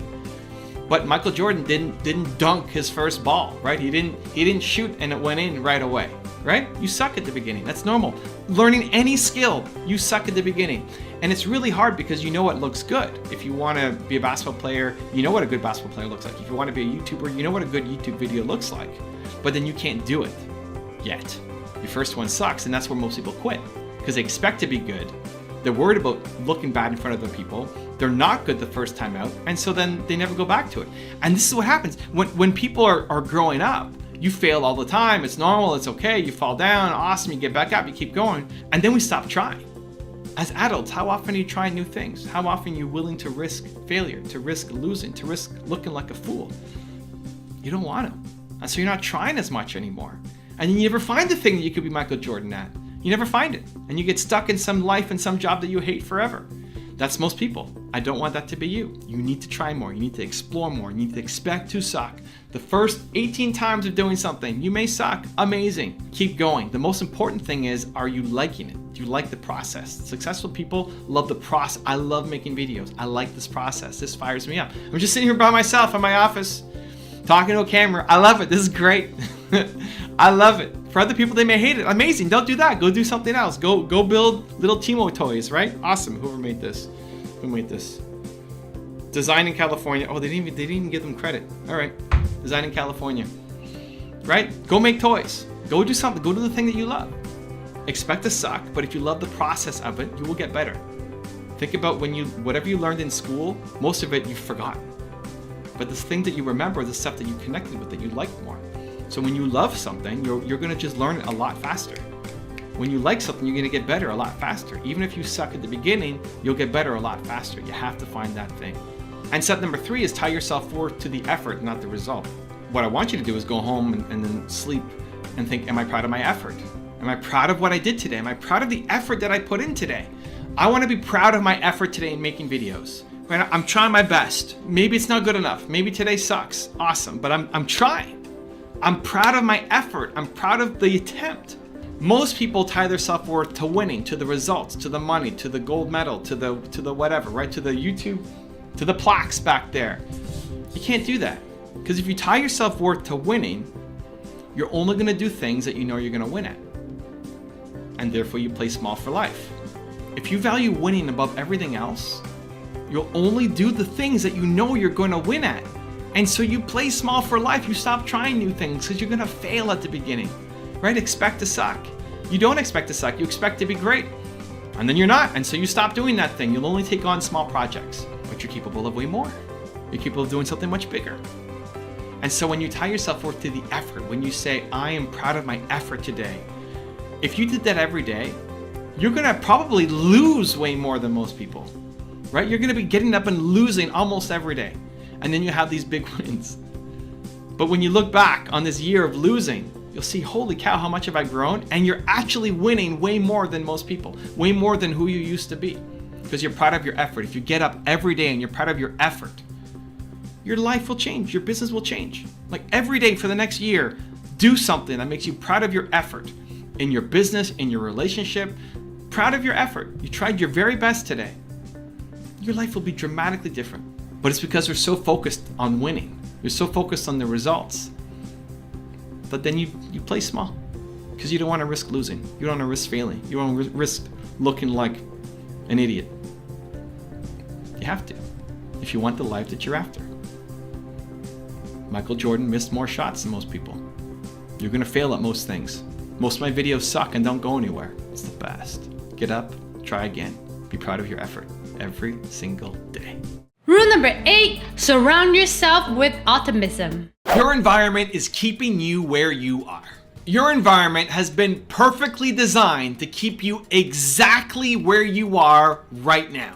The people you listen to, the media that you consume, the habits that you do daily, all of them are designed to keep you exactly where you are. So if you want to raise your game, if you want to raise your life, you need to raise your environment. I've changed a lot over the course of having this YouTube channel. The people who've known me the best and the longest, especially in the past 2 to 3 years, have said, Evan, you've changed a lot. For the better, you've evolved, you're more confident, you have more poise, you're a better speaker, you're pushing the boundaries more, you've changed. What happened? How do I get that for myself, right? People want it. Whenever you are off growing and learning and evolving, other people, they want it. They want a taste of it. They want to do it too, because we are not designed to just photocopy our lives over and over and over again. So how did I get it? I paid more attention to my environment. I paid more attention to my daily routines. I paid more attention to the people that I hang around with. It's important. So looking at my physical environment, right? Look at this office. Look at the people behind me. This all means something to me. Looking at the new design that I've had here below. Putting things like my neck braces. It's down below, you can't really see it. But this inspires me. I walk into this every day. My YouTube videos, the channel, I create for myself. The people that I profile, I'm learning from. I feel like I have Gary Vee in my head. I have Oprah Winfrey in my ear. I've got Elon Musk telling me what to do, pushing me to try to get better. I hear these people talking about you have to be courageous, you have to be bold, you have to believe in yourself more. And when I feel myself being nervous about something, boom, boom, boom, boom, boom, it's a push that I have to do it. And so I've designed my life, I've designed my environment to help push me to get to the next step. And it's scary, and it should be. Where am I going next? I don't know. I'm still a work in progress. But the more that you are around people who push you, who make you better, who make you want to do more, who pull you up to their level, guess what? The more you're going to get there. The alternative is you're stuck where you are. You stick with your friends, you stick with the media you consume, you stick with the habits that you have. And listen, if you love your life, awesome. If you're good, then you're good. Then don't change anything. But if you're not happy with where you're at, if you know you're capable of more, especially for the entrepreneurs, you know you're capable of more. You know you have a gift. You know you're a genius. You know what's in here needs to get out there, can have a huge impact and help a lot of people. If you feel like that's you, then you need to make a drastic change to your environment. You need to change it because everything you're doing right now is keeping you on the path that you're on. Maybe there's been some growth. If you look at who you were 5 years ago compared to now, you've grown. If you're watching this channel, you've grown, right? You've made some changes, but is it drastic enough? Like, are you proud of where you're at? Look at where you've come from in the past year, 2 years, 5 years. Are you proud of where you're at? And are you comfortable with that same level of growth for the next 5 years? If not, if you think, I want more, I want to help faster, I want to have a bigger impact faster, quicker, then the fastest way to do it is to change your environment. So if that's you, I'm going to give you a 3-step process that I think will help. Step number 1 is cut out negativity. Just cut out the people who don't serve you. Sometimes those are friends that you've had from kindergarten or high school or university. You're in the friendship out of convenience now. There's a lot of people who you might need to let go of. You might need to just let them go. They don't serve you anymore. You've walked your parallel path together and now they've gone out, well, they probably just stayed here while you've gone out here. They don't serve you anymore. And it doesn't mean you have to be a mean person or cold or rude. You're just not on the same path anymore. And a lot of people fight that because you're worried about finding new friends or being around new people. And so you stick with these people who don't serve you anymore. And that's a mistake because they're keeping you where you're at. Because their negativity, their complaining, their unwillingness to change, their pessimism, their laziness, their not chasing down goals, that becomes toxic. Even if you're trying to be a beacon, even if you're trying to be the person who pulls everybody up, if all you're doing is trying to pull other people up and there's nothing pulling you up, you're going to be limited for life. When I went to the Tony Robbins event, the second one where he invited me to come as his guest, at the end of the first day or second day, you're asked to go do a fire walk. And the whole idea is to do something scary. Well, I went home to my Airbnb at the time and I did the scary thing. I I skipped the fire walk at Tony's event to go home and do the real fire walk, which was letting go of some people that I had been around for, in some cases, a decade plus, that this doesn't serve me anymore. I'm doing this just out of convenience instead of something that's actually helping me grow. And so I need to shed this skin so that I can be reborn. Like there's this new skin under you that's trying to grow, right? You're trying to become a butterfly, but you're forced to stay a caterpillar. You don't want that. So you gotta let go of the negativity. Sometimes that might be family. And with family, maybe you should cut out some of your family members from your life. Maybe that sounds drastic, but maybe you should. A less drastic version of that is just don't talk about some things. Limit access. If you know that career talk is always going to cause problems with your family, then don't talk about your career. Say, I'm not talking about that. And stand up for yourself. At what point is this your life? This is your life. Your parents, the people around you, they love you. They want you to have success. They're from a different era. They're a different generation. They don't know what's even possible right now. What they did, if you're 21, their life at 21 was totally different. Your parents' life when they were your age was totally different. They don't understand what's available right now. And so even though their message is out of love, likely, like your parents probably love you, they just don't understand what's possible. And you can't blame them. This is your fault now. You need to accept responsibility for where you're at and limit conversations, limit exposure, cut out the negativity from your life. It's really hard for a seed to grow when it's in a toxic waste dump. And that becomes a choice. You know, a seed where it gets planted doesn't really get the choice of where it gets planted. But you get to choose. You get to change your environment. So choose powerfully and cut out the negativity from your life. Step number 2 is then seek out optimism, seek out positivity, seek out things that make you grow, that make you want to learn, that make you want to push yourself, right? I have my channel that's really helped me, that every day I wake up and I'm surrounded by positivity and optimism and belief and things that drive me forward. That even if I've had a rough sleep or a bad day or whatever it might be, I see Steve Jobs right next to me, staring me down. I have my parents behind me, looking at me, encouraging me, putting belief back in me. I've got videos to go to that will build me up. I've got my Believe playlist of music that I listen to that will change my state and bring me back to a place of optimism and positivity. What is it for you?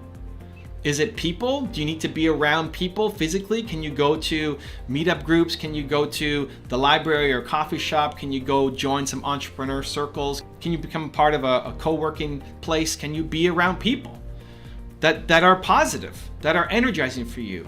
Or can it be your physical environment, right? Or can it be your habits and your routines? Or can it be the media you consume? What are you consuming? What are you watching on TV or on Netflix? Is it entertainment? Are you just shutting off your life to try to forget about your problems and just be entertained? Or are you trying to educate yourself to build a better life? This is one of the fundamental problems in the world right now. People, they have problems. You have problems.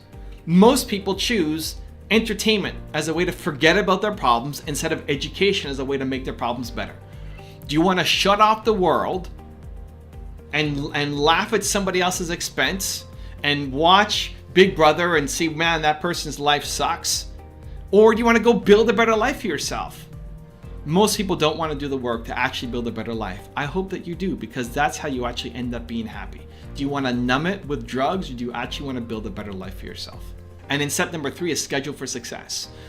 Schedule for success. So what are your daily habits? What's in your calendar? What is the thing that makes you feel bold, alive, contagious, optimism? What's the thing? For me, it's watching videos. For me, it's going through my 5S schedule. So I start the day with singing, where I have videos that are on YouTube that they're songs that make me want to sing, make me want to dance, make me want to move. It's the fastest way to change your state. I wake up tired and maybe low energy, and then I put on music and it changes my state and makes me happy. Do that for yourself. Don't put on music that matches your current mood. Put on music that matches the mood that you want to feel like. And it's the fastest way to just, in a snap, be able to change yourself. We all have music that makes you bounce and come alive. Start your day with that, right? That's part of mine. So singing, then sun. I like getting sun, going outside, being in nature, just having sun on my face, not just being stuck inside all day. Especially in the morning, makes a big difference. My third S is soar. So I want to do something that makes me feel bold and come alive. And for me, I don't have my phone here, but for me, I share a message. I want to share a message. I want to feel like the work that I do has meaning and importance. So I think about somebody that I helped yesterday, and then I share a message on Instagram and Snapchat and put it up. That helps me soar. What do you need for yourself? Then I sweat. So I'll do a quick workout and then I do something to scare myself. Right now it's doing cold shower. So I sweat and then I take a cold shower and then it's like, oh, and I do difficult things. That's my morning routine, right? I call it the 5.5 S rule because some days I'll start with a snuggle with my wife in bed. So we're seeing if that's going to become like a 6S protocol, but at least it's 5.5 right now. That's what makes me come alive. You might need something totally different. I'm okay with that. That's amazing. Maybe you need to meditate. Maybe you need to pray. Maybe you need to pet your cat. What is the thing that you need to do to make you feel bold and alive?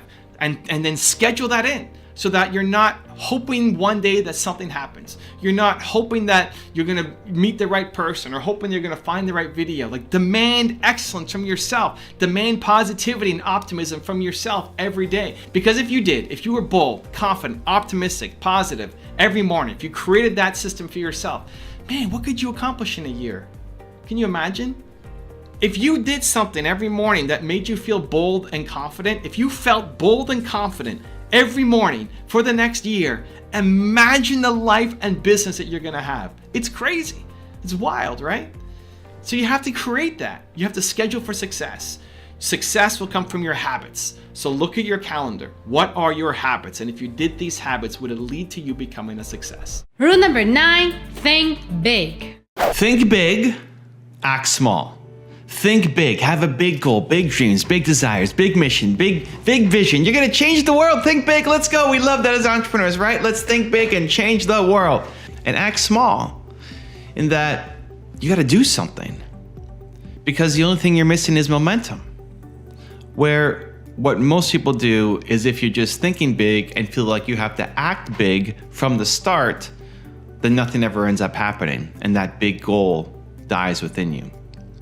We are afraid of taking the first step. We are afraid of building momentum. We are afraid of people seeing us and nobody seeing us. I just finished this 7-day challenge in Built to Serve, helping people become thought leaders. And people are afraid of people watching their content and what those people are gonna say. And they're equally afraid of nobody watching their content. So you're afraid of somebody seeing what you're doing and judging you, and you're also afraid of people not seeing what you're doing and you're creating an obscurity. So you're afraid of being seen and not being seen at the exact same time. Is there any wonder why you're not creating? Is there any wonder why you're not making? Is there any wonder why you're stuck in just planning and strategizing and making the perfect thing happen before something ever happens? Is it ever any wonder why, if you want to start a YouTube channel, you're still stuck on what the opening sentence is going to be and what microphone you're going to use and what camera and what lighting and what the background and how your hair is going to look and your wardrobe? And is there any wonder why you're still stuck on that instead of just creating? Because we're afraid. We're afraid of being seen and we're afraid of not being seen at the same time. And so we've convinced ourselves why we can't do something with rational, logical reasons that we believe. But really, you're just not making content. You're just not making progress. You're just not having the conversations you need to have. You're just not building the business that you should be building, right? Whatever the thing is, it's just, at the end of the day, it's just fear. And the thing that's missing is momentum. How I encourage people to get through it is what I tell myself. I expect to suck at the beginning. Whatever you do, when it's your first time, expect to suck, right? Just expect to suck at the start. Why do you think you're going to be amazing the first time you go and create something? You're not. It's going to suck. It's not going to be very good. Like, even objectively, it's not going to be very good, probably. But that's okay. It doesn't mean you suck as a person. I think it's amazing. I think the fact that you're willing to try is an inspiration. And so whenever you're first getting started off, when you have expectations and then you don't meet those expectations and this is the gap that prevents you from taking further action. How many times have you tried to do something, you got started, you weren't getting results like you thought you would, and you just quit right away? How many times have you recorded a video, watched it back, were completely embarrassed by yourself, and then never posted it and never launched your channel? There's been people who I've done interviews with as their first guest on their podcast or YouTube show or Instagram, whatever, and then they never post it. They never posted because they are too embarrassed to even launch the show. And it was even a decent interview, but the insecurities and the fears and the doubts creep in, and so they don't post it. They don't do anything about it. Where you just need to expect to suck at the beginning. Just expect to suck, expect it to be terrible. And that gives you the freedom to go off and create, because like anything else, whatever it is you want to do, you want to be a YouTube creator, you want to be an entrepreneur, you want to be a coach, an author, a speaker, whatever it is that your business is, it's all doable. It's just a skill that you need to learn. There's a bunch of skills that you need to pick up and learn. And like any other skill, you can learn it. Of course you can learn it. You can pick up any skill. But you don't have the skill right now. And so don't overly judge yourself for not having the skill and not being good enough as a human being just because you don't have the skill set yet. Right? This isn't you're not good enough as a human. It's you're not good enough at this specific skill set yet, that when you can figure that thing out and get the training, education, experience, then you can go and accomplish the goal, of course. But we overly judge ourselves and then we don't build momentum. One of my movement makers, his name is Michael. He's an amazing human. He wanted to start making content, wanted to start making videos, wanted to start doing interviews, and he was afraid of asking people to be on the show and him being the interviewer. He was fine being an interviewee when people were asking him questions, but he didn't want to be the interviewer and was afraid to ask people questions. And so we had a discussion and we came up with a concept where it was his show is called Empowering Conversations with a Disabled Man. So he's disabled. He wants to help reduce the stigma around people with disabilities. He wants to have open conversations. He wants to help people who are disabled find hope and inspiration and power. And he also wants to educate able-bodied people to how to help, support, cherish their disabled friends or the community. And so we came up with the concept of empowering conversations with a disabled man. And he launched his first live interview where he was having the conversation. He had a guest come on and he was doing the interview. And it was the idea to action that made all the difference, because he'd been thinking about doing a show and thinking about making content and being too afraid and being stuck in his head, like all of us do, myself included, all of us do. And to his credit, the thing that I did not do at his stage in this career was he just went off and did it. He just, okay, you know what? Here's an idea. I'm going to do something about it. I'm going to get started. And he had his first one. I asked him how he did it. He said it was so much fun. It was so great. It was so amazing. And now he's scheduled his second one. He's going to keep doing more. It's a great win in that it worked out. Now, if he keeps going on this show, say he does 100 episodes of this show, he's going to look back on his first video and realize, oh my gosh, I was so bad at the beginning, right? But look at the journey, look at the growth. Same thing for you. Whatever you're starting off doing, just expect to suck at the beginning. Expect to suck. Expect no results. Expect nobody to see it. Expect it to be terrible. And tomorrow you're going to keep going. You can make it a little bit better and a little bit better and a little bit better. And when you look back on 10 days, 20 days, 50 days, 100 days, you'll come back and say, holy cow, I'm really getting better. Why? Because you developed a skill. You were still the same awesome human. Now you're developing a skill set to actually get better at the thing that you want to do. Makes all the difference. The only thing you're missing is momentum. So just repeat yourself. Repeat to yourself. The only thing I'm missing is momentum. The only thing you're missing is momentum. You've got the heart, the care, the passion, the desire to serve, the vision, the soul to help. You've got all that. You know you can help. All you're missing is momentum. You're just not doing enough. And that's not a beat down to say, judge yourself and you suck again as a person and you should be doing more. Don't do that. But take the time that you spend criticizing yourself and judging yourself for not being good enough and use that energy to then just go make something and expect to suck. So a couple things that helped me. That gives me the permission to start. So it's not a high bar. There is no bar. The bar is so low that there is no bar. And that gives you permission to just start and to create the momentum you're looking for. The other thing that I find really helps me is just trust that great ideas flow through you. Whether it's belief in self, whether it's belief in something higher, but just trust that good ideas flow through you. That if an idea comes to you for something you want to do, trust that it's a good idea. Trust that is the right idea for you, that you should do it, that you should take action on it. and that it's going to serve. If you're in a positive mindset, right? If you're in a negative mindset, then it's good to sleep on your ideas, right? If you're in a jealous mindset or hateful mindset or rageful mindset, then the ideas that come to you are probably not the right ideas for you. But if you're in a empowering, inspiring, positive, optimistic mindset, then the ideas that come to you are the right ones for you, and just trust that those are the right ideas and do something on it. And shortcut your brain, because as soon as your brain takes over, it's gonna be like, oh, okay, but you don't know how to do this and that, and here's another problem and more restrictions, and you know, okay, so what happens? Default, okay, let's go default to planning and researching, and we'll keep asking questions, and we'll keep hemming and hawing, and then, you know, next week I'll do something, and then next week comes and you haven't done it yet, right? So when an idea comes to you, find the smallest possible way to get started on it today. Don't make it some big giant thing that now you need $1 million in venture capital and a huge team to accomplish. The only thing you're missing is momentum, right? So trust that great ideas flow through you. Great ideas flow through you. You're here to do so much more. And take that kernel of an idea and do something.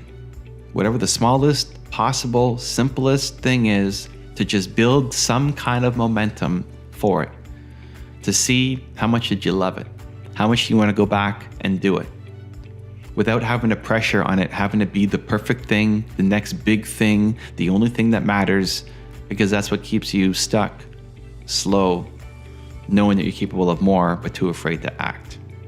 Great ideas flow through you, and the only thing you're missing is momentum. Let's go. Rule number 10, the last one before our very special bonus clip, be the last line of defense. Happiness comes from knowing who you are and then having the courage and confidence to step out onto that ledge. Step out onto the ledge, and go live it, and go be you. Because it's hard, because it's tough, because you're going to get judged, because we're constantly comparing our version of happiness to somebody else. I'm here in Puerto Rico. Brendan Burchard invited me down to speak to his mastermind group. These people pay $30,000 to $50,000 a year to be a part of it, and I'm honored to be a guest. And the thing that I see consistently from all the people who are here, right? Imagine if you're dropping 30 to 50K to be here, how much are you making so that you want to come down, right? Everybody's doing the thing that makes them come alive. And that's a secret of entrepreneurship, at least the ones who are successful. That your version of happiness is going to look different than somebody else's. You're a weird duck. That's awesome. Go live it. Brendan came on stage and started talking about his daily routine. Brendan doesn't do anything work-related typically until about 1 o'clock. He wakes up, he walks the beach, he meanders, he plays with his cat, he does all of these things that get him in the right mental framework, and his first call is 1 o'clock. So he said that I want you guys to try something. Tomorrow, go out and walk the beach, right? Go out and walk the beach. Try that first thing in the morning. He moved the start time. We're supposed to start at 9. He moved the start time to 10 o'clock because he wanted us to walk the beach just as an experiment to see. And I did it. I went out, I walked the beach, and it was good. But it's not the thing that brings me happiness. Right? Living in a tropical paradise, it's not my thing. I like concrete. I like the concrete jungle. I like being steps away to everything. I like insane high-speed internet. You know, the things that make me happy are going to be different than Brendan Burchard, are going to be different than you. It's just about figuring out what the heck is the thing that makes you happy, and then spending as much time as possible doing that thing. A lot of it is still just a mind game. So how do you do it? Let's start this process. 1, think about the people in your life that make you happy. Think about the people in your life that when you spend time with them and then you leave, you feel more energetic than before. They gave you energy as opposed to stealing it. Dan Dapani calls it energy vampires, the people who suck your energy, right? You leave them and you feel depleted. Most people are going to be the energy vampires. But you'll have some people who are positive, uplifting. And when you leave them, you feel better about yourself, better about your life, more energetic, ready to take on the week ahead, the day ahead, the month ahead, the year ahead, what have you. Who are those people? Make a list of those people. And then try to spend more time with them. Try to find a project you can work on together. Or if it's just meeting once a month for coffee. Try to spend more time with people who lift you up, who make you feel amazing. 2, make a list of all the things that make you feel happy in terms of activities. What activities do you love to do? I love salsa dancing. I love League of Legends. Even League of Legends, let me tell you, League of Legends, if you don't know League of Legends, it's a video game. I've been playing for 5 years. I'm not particularly good at it. I don't spend enough time on it to get amazing, but I like it. I love it. It's fun. In my downtime, I'm either salsa dancing or playing League of Legends. That's it. Those are my hobbies. I don't cook. I don't walk the beach. I don't garden. I almost do nothing. It's entrepreneurship, League of Legends, and salsa dancing. That's pretty much it. I could come here to Puerto Rico and never eat in any restaurant. The first 2 days, before Nina came here, the first 2 days I had cashews and almonds for dinner. Maybe not the healthiest, like long-term nutritional diet, but no need to go out and explore the different restaurants. It's entrepreneurship, League of Legends, and salsa dancing. Already in that, there's a level of happiness. Because it's also saying no to the things that I don't really particularly enjoy doing. I don't want to go to karaoke. I don't want to go out and try this other place. You know, I don't want to. I'm good. I'm good. This is what makes me happy. Talking about League of Legends was a little bit shameful, I think, at the beginning, where to say that I was playing a video game as opposed to doing something more valuable or meaningful with my time. But now I talk about it. I like it. It's fun. And if you don't think it's fun, that's awesome. And if you want to judge me for what I find fun, go for it. But you've got your own thing. Everybody's got their own thing that we're embarrassed to talk about, that we're ashamed to say out loud. And you can't be happy unless you do. You know, Gary Vee's got his jets. He's got the garage sailing.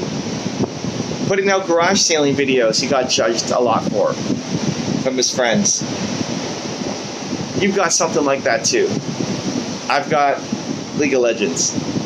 And so having the courage to then say, this is me, and to share it, and to be okay with it, and to not be embarrassed by it. Having the courage to go off and actually start living that life. To do it, to go and do it. Feel good about yourself. That's where the happiness comes from. And third, I would say, make sure that you're consuming content that makes you feel happy. You know, these videos, I've gotten so much from Gary, I've gotten so much from all the people I've profiled. It makes me feel happier. It makes me feel more aligned. You know, I'm not hanging with Gary every weekend. You're not hanging with me every weekend. But you can get the videos, and you can remind yourself that this world exists and you want to play in it more often as opposed to where you are, because where you are right now isn't where you want to be, and that's okay. You don't have to stay where you are forever. And so the things that will get you out, the things that will lead to the ultimate happiness, is figuring out, one, what makes you happy, right? For me, it's not the beach.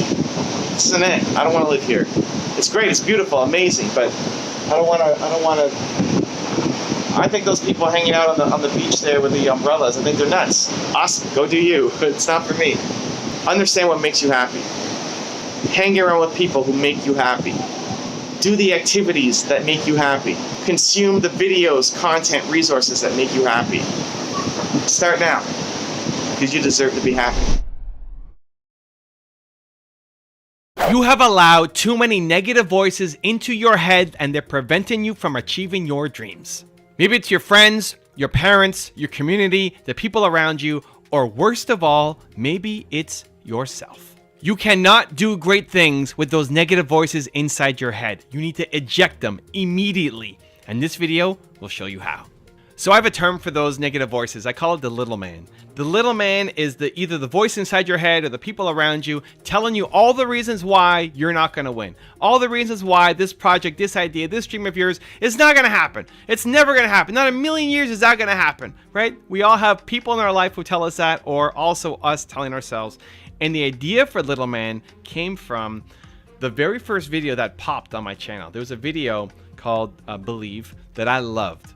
And it was when I just discovered my one word, which is believe. I just found out what it was, and I wanted to make kind of a tribute video to that concept on my YouTube channel.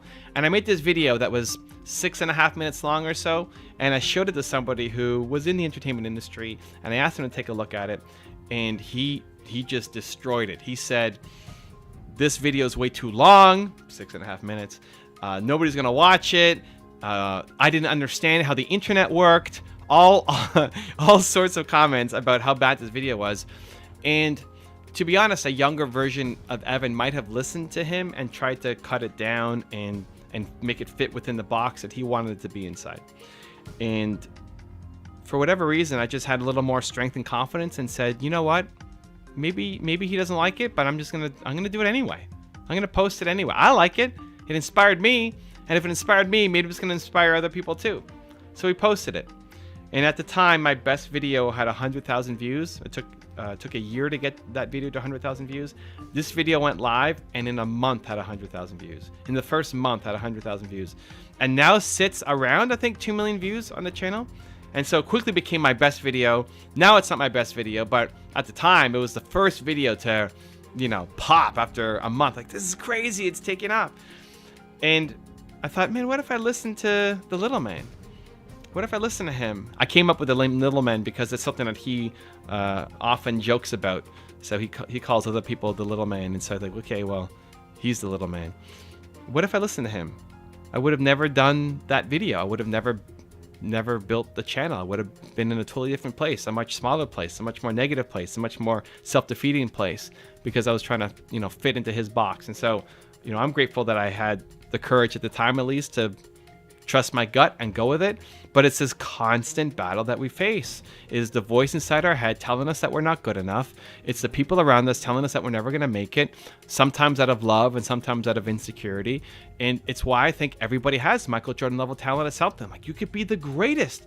It's why belief is the #1 problem in the world. Lack of belief is the #1 problem in the world. Everything else is solvable. Believing that you could be the Michael Jordan of something, that you have the ability to be the greatest in the world at something, that belief, like really feeling that you could be the greatest in the world at something. How would your life change? How would your actions change? How would it change what you do today, right? You're watching this espresso in the morning. How does your life today change if you actually believe that you had Michael Jordan level talent at something? That's what I'm trying to do.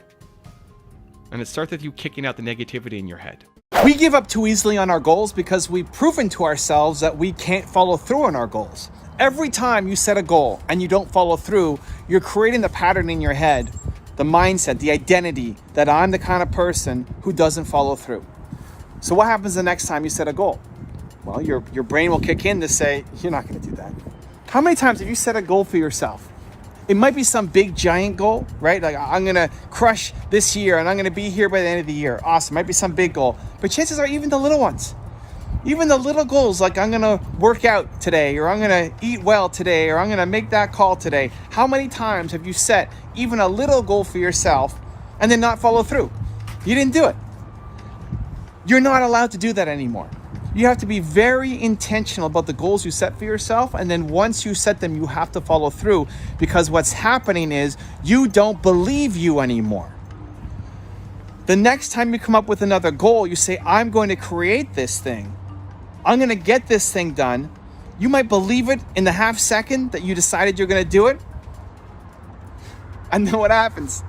Your brain's going to take over and say, you're not going to do that thing. Are you crazy?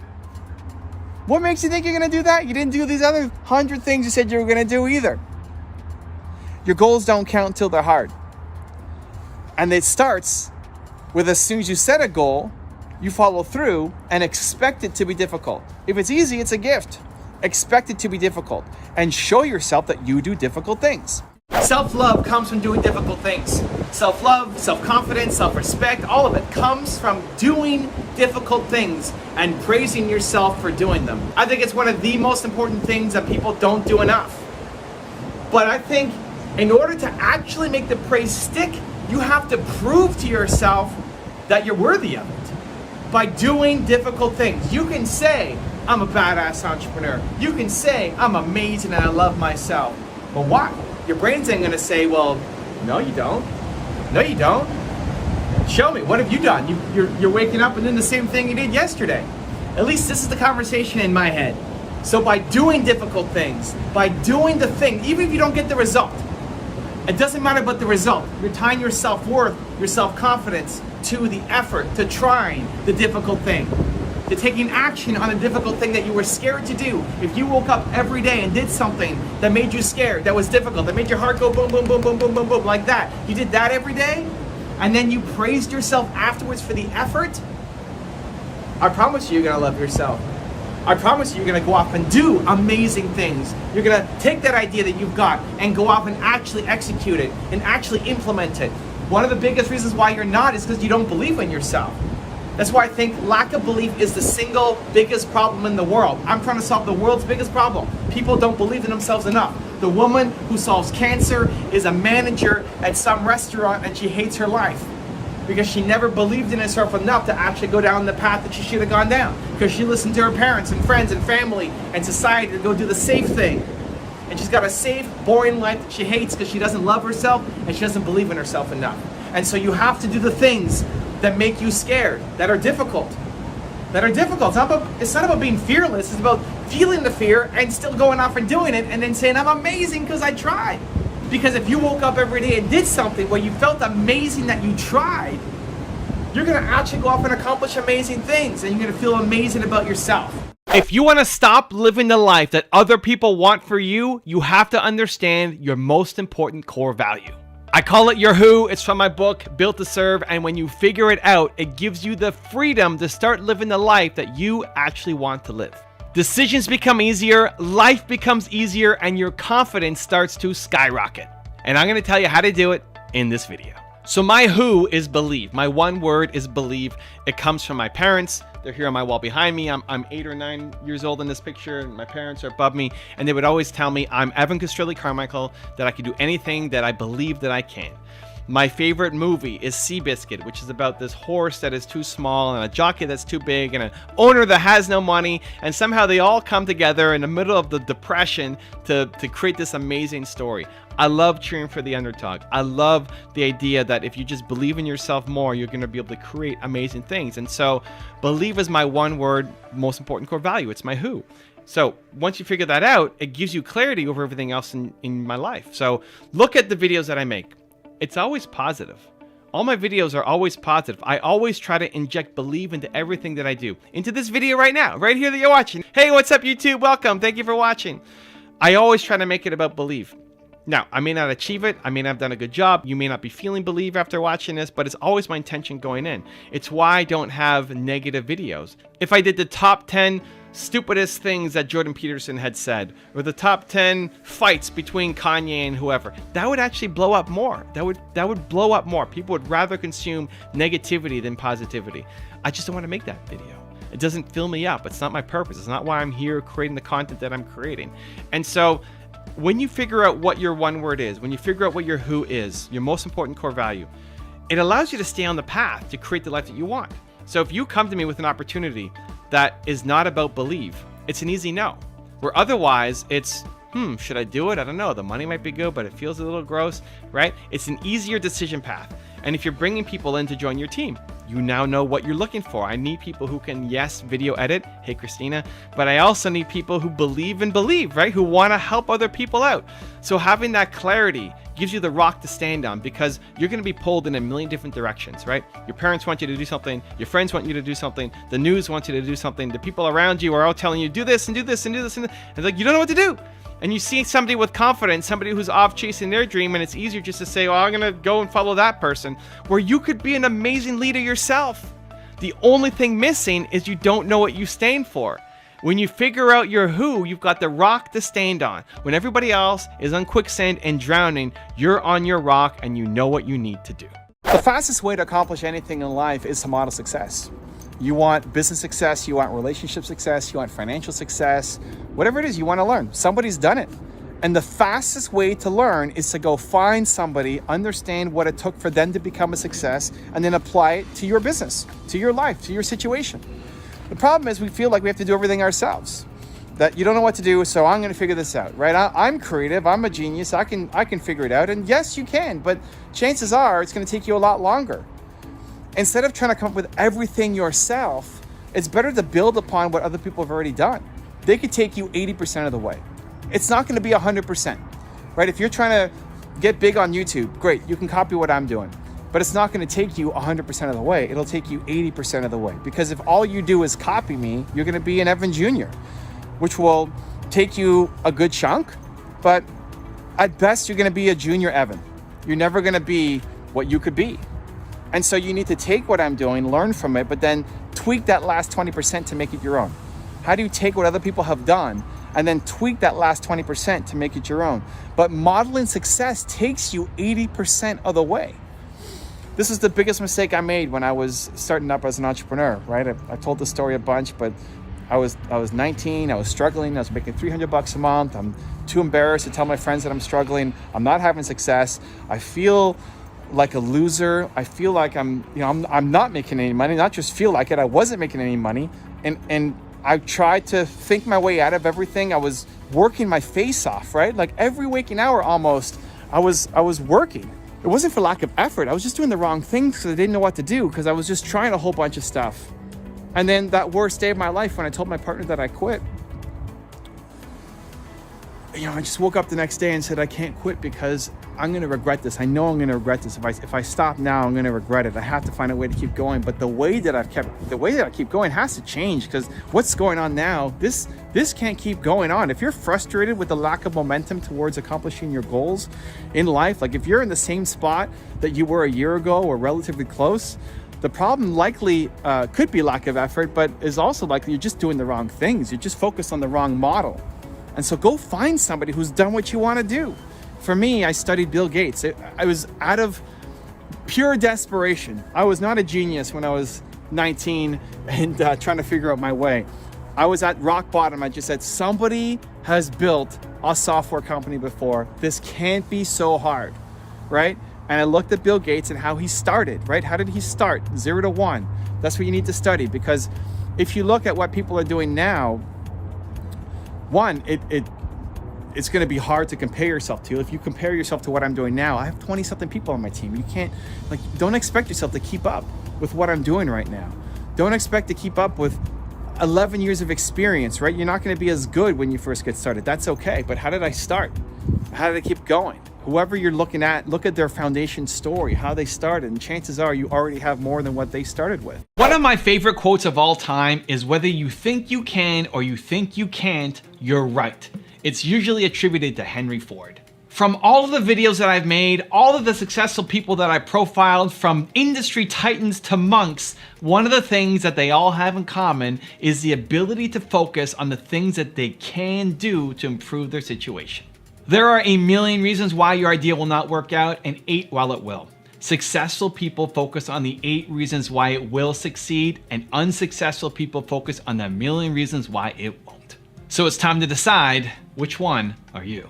You need to make the big decisions in life with your heart and the small ones with the head. Big decisions with the heart, small ones with your head. Why? Because your head only understands a world that currently exists. It's logical, it's practical, it keeps you safe. But your heart can create something new that hasn't existed before. It's why the #1 rule for success is follow your passion. All progress depends on what your heart tells you to do, and then you use your head to figure out how to execute it. So I just got back from an event that I was keynoting in Florida, and I was meeting these 2 entrepreneurs and helping them with their YouTube channel. And one of them is a really logical, head-first guy, and the other one is a more heart-based, passionate guy. And they were asking me, so they're partners in the same business, and they're asking me, what's more important, logic or emotion? Logic or emotion? And They're obviously the guy who's logic-based thinks logic is the most important, and the guy who's emotion-based thinks emotion is most important, right? You want to think that what you're great at is the most important thing. And I told them it's macro emotion, micro logic. Macro emotion, micro logic. You need to do both. So as I'm looking at their YouTube stats, I'm going deep into YouTube. I'm telling them all the data they need to know. I'm looking at the numbers and explaining your audience retention sucks here. We need to fix it. The percentage of subscribers coming to your channel is too low. All of this stuff. We're going deep into all their analytics. I can talk numbers for days. I love numbers. I love making data-driven decisions, but it's not the macro. The macro is the heart. The macro is, why are you on YouTube, right? Why am I on YouTube? Why am I making videos? That's the macro. And then you use your head to figure out the how. The science of the thumbnails and the audience retention and the playlists and the titles and all of the micro strategies that you can use on YouTube to grow. But it's macro emotion, micro logic. And so as I was explaining it to him, as I said, it was, listen, it's macro emotion. He said, but I was listening to you as you were explaining things to me. It was very logical. Like, yes, the tactics were very logical. But the delivery so that you would understand it and then go home and actually apply it is emotion. It's not logic. It's emotion, because logic can be everywhere. The answers can be everywhere. You know how to lose weight. You stop eating junk. You know how to get fit. You start working out. You can find it, but why are people not doing it? Because you haven't connected emotionally. The reason why you understood what I was saying and you're willing to take action is because of the way that I delivered the information to you. Because I had you control the mouse and go through and do it yourself. Because I was encouraging to you when you needed it, and I hit you in the face when you needed it too. Not with my hand, with words, right? It's macro emotion, micro logic. You need both to win, but just recognize the situation that you're getting into. Your big decisions with the heart, and then you use your head to figure out how to do it. So it's common when you come up with a new idea for something, you make a list of pros and cons, right? And that's your heart often talking against your head, where you have this giant list and you say, well, these are all the reasons not to do it, but there's only one reason why I want to do it. And so if it's 10 con and 1 pro, what do? If you just look at numbers, you go for the con, but maybe the one reason why is you just love it. When your head and your heart are working together, it's easy. When your head and your heart are opposite, that's when it slows momentum. That's when nothing happens, because you want to do it, but it doesn't make sense to do it. You really love it. You have to do it, but there's no practical, logical, safe sense to do it. You need to get them aligned. Your heart needs to say, listen to me, brain, we're going. Now help me figure out how to get there. We're jumping. Now let's figure out how to make our parachute on the way down. That's how it is. Big decisions with the heart, small ones with the head. Smart people come up with really smart reasons why you can't do something. And it's true. There are a million reasons why you will not win. A million reasons. But there are 8 reasons why you will. And you have a choice. This is an important choice you have to decide. Are you going to focus on the million reasons why you are not going to win, or on the 8 why you will? So let's talk about being an introvert. I'm an introvert. I still am an introvert. I own my introvertedness. That often doesn't come across. You may not believe me. You might see these videos and think, Evan is so extroverted, type A personality. I'm not. I get nervous in big rooms. I don't like hanging out with strangers. I never talk to the people next to me on flights or the train or anything. I don't go up and say hi and introduce myself. I hate all that stuff. I hate small talks. I have zero need to be around people. If it's just me and my wife, I'm happy. I have zero need for contact to fill my social equation, whatever you want to call it. I'm introvert. I still am. But I use it as a positive, where it used to be really strong negative. I used to get into a fight all the time with my agent, and he said, the problem with you, Evan, is you don't want to be famous. It's like, you're right. I don't need to be famous. I don't need the spotlight. I don't want the spotlight. And it finally sunk in that in order for me to get my message out there, the more known I am, the more people hear the message. And so how does an introvert become famous? Well, we'll see. Join me on my journey. We're in this together. We'll find out together. But the thing that gets me through all of it is, one, going in on the strength and turning that introvertedness into not an excuse, but into something that's empowering. I think as introverts, we listen better. I just came back from an event in Florida where somebody at the dinner table was saying, Evan, it's really surprising how well you listen. Like, yeah, because that's all I do. I focus on the person I'm talking to. I'm introverted. It's not about me talking, it's about you trying to get a result. I want to help you get a result. And so introverts are fantastic listeners. And so you actually want to help people make a change. You want to help be a great salesperson. You want to help be a great speaker. You have to know your audience. You got to know who you're talking to. You got to be a great listener. And I think that comes from being introverted. And the second thing is having the passion and the purpose behind what you're doing gives you the strength and courage to do things that are scary. Getting up on stage and speaking is scary for me. My biggest fear is letting people down. My biggest fear is I'm going to disappoint somebody. And so when I go on stage, it's always a fear in the back of my head is that I'm going to disappoint these people, that they're not going to feel like they got their money's worth. When I did my tour earlier this year, that was my biggest fear. Is every 4 days I'd be taking a new stage in a new city and I would just let people down. And I got to face that fear every day, every 4 days. Why? Because the purpose, it means something. And so, yes, you might be introvert. Yes, you might have a whole bunch of reasons why you can't win. But the people who win, look at your heroes. Look at the people who you love and you look up to. Look at who you respect. Look at who you want to be like. Look at their story. Look at where they came from. Chances are they came from a worse spot than what you currently have right now. The opportunities, the resources, the connections they had was worse than what you currently have at your disposal right now. The only difference between them and most people is they focus on the 8 reasons why they could win, and most people focus on a million reasons why they're gonna lose. You're afraid of experimenting because you tie your self-worth to winning instead of trying. If you base your self-worth off how much you win, then you're only gonna try things that you have a good chance of winning at, thus you play small for life. But instead, if you base your self-worth on trying, on the effort that you're putting in, you will fail on most days, but you'll end up accomplishing more than you ever thought was possible. So every time I go to a YouTube event, I'm always being praised by my thumbnails. People always say, Evan's got the best thumbnails, go look at his thumbnails, model his thumbnails, use them as an example for the best practice. And I internally am always saying our thumbnails suck. We need to get better. Sure, we might be among the best, but we need to get better. We could be way better than we are right now. Why have we become the best? Because I'm experimenting constantly. Most of my tests do not work. I use a tool called TubeBuddy. Shout out TubeBuddy, huge fan. We've done over 1,100 split tests on our thumbnails, where we run one thumbnail against another and one against another and one against another, trying to beat our best. And most of the experiments don't work. They just don't work. I recently ran an experiment of, on my main channel, putting my face on the thumbnail with the YouTube white border against Tony Robbins. And it tanked. It was like 80% worse than our current thumbnail.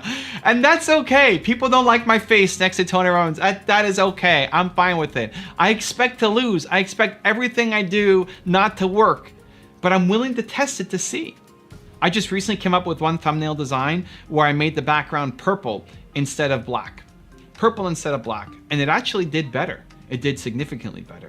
And so now I'm testing it out on 5 more thumbnails to see, does the purple one do better than the black one? If that works out, maybe I roll it out across the entire channel. But it's very rare that I find the win.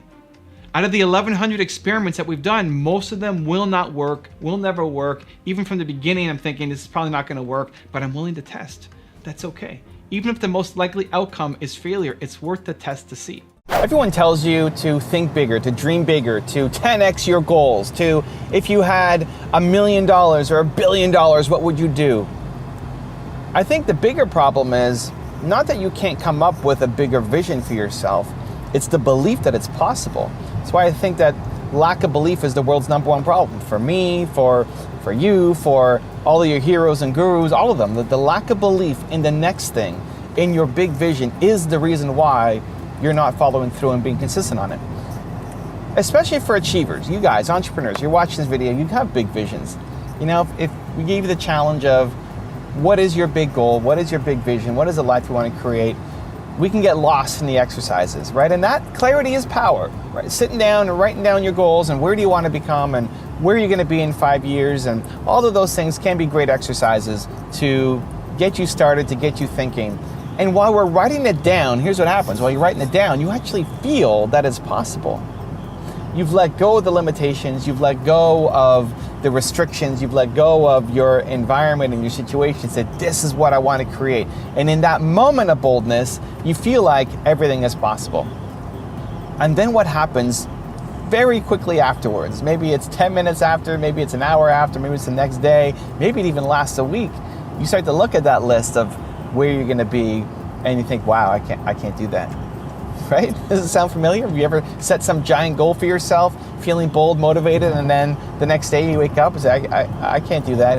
I'm crazy. I was crazy. It's not even you telling your friends or your family or social media. It's you telling yourself that you suck and you can't do it, right? That's the inner game that we need to work on. So how do we start to fix it? One, I think it starts with understanding that the ideas that you come up with when you're feeling bold, powerful, inspired, motivated are actually the right ones for you. When you're feeling bold and you come up with something, and maybe that's because you watched a video or had a great conversation or read a book or went to a conference or event, for whatever reason, you've stepped outside your current mindset, limitations, belief system. You've stepped outside. You're looking at you. Yeah, you're looking at a more confident, more bold version of you. And you come up with an idea that you want to do. That, I believe, is actually the best thing for you. And then your head starts talking you down because someone like you can't do it. Be safe, be practical. There's no way you can accomplish it. You don't have the money, resources, education, support system, etc. Whatever valid, these aren't made up excuses. These are valid excuses, valid reasons. They make sense. Otherwise you wouldn't believe them. But that's your job, to still go off and do that scary thing. Step one is when you're feeling that boldness and you come up with an idea, understand that that's actually the best you talking. That's actually the thing you have to go off and do. You have to start building some momentum towards. And your brain will forever try to keep you small. This is the challenge, is that we're not consistent because we don't believe that we can do the things that we say that we want to do. One of the things that really helped me was leaning into the fact that I'm shy and introverted and afraid to get in front of the camera and afraid to get on stage and no need to be famous. That's led to actually a lot of opportunities. The more I lean in on those things, the more things come to me. I remember doing a speech at Brendan Burchard's growth event, and I wasn't as myself. I was more professional. I was more just giving advice. It was great advice. People loved it.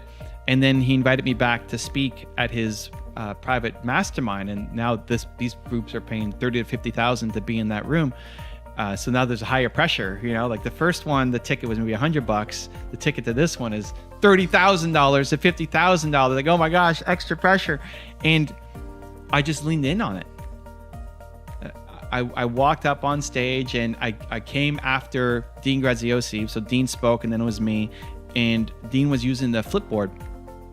There's like a paper beside you and you're flipping one page at a time. And I'd never used a Flipboard in any of my presentations. I've had PowerPoint in the past, or I normally just get up and talk, but I thought, okay, I'm gonna try to use the Flipboard. And I didn't know how to use it. I always felt like I was blocking somebody, so I'm hiding behind the Flipboard trying to write it.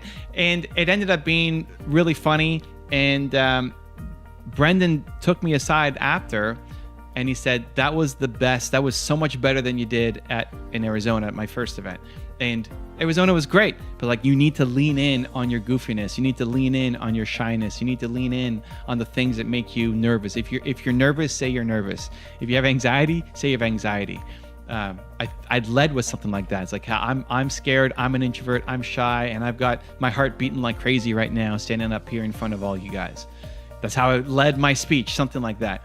And so leaning in on that has helped me. It's a lot more real.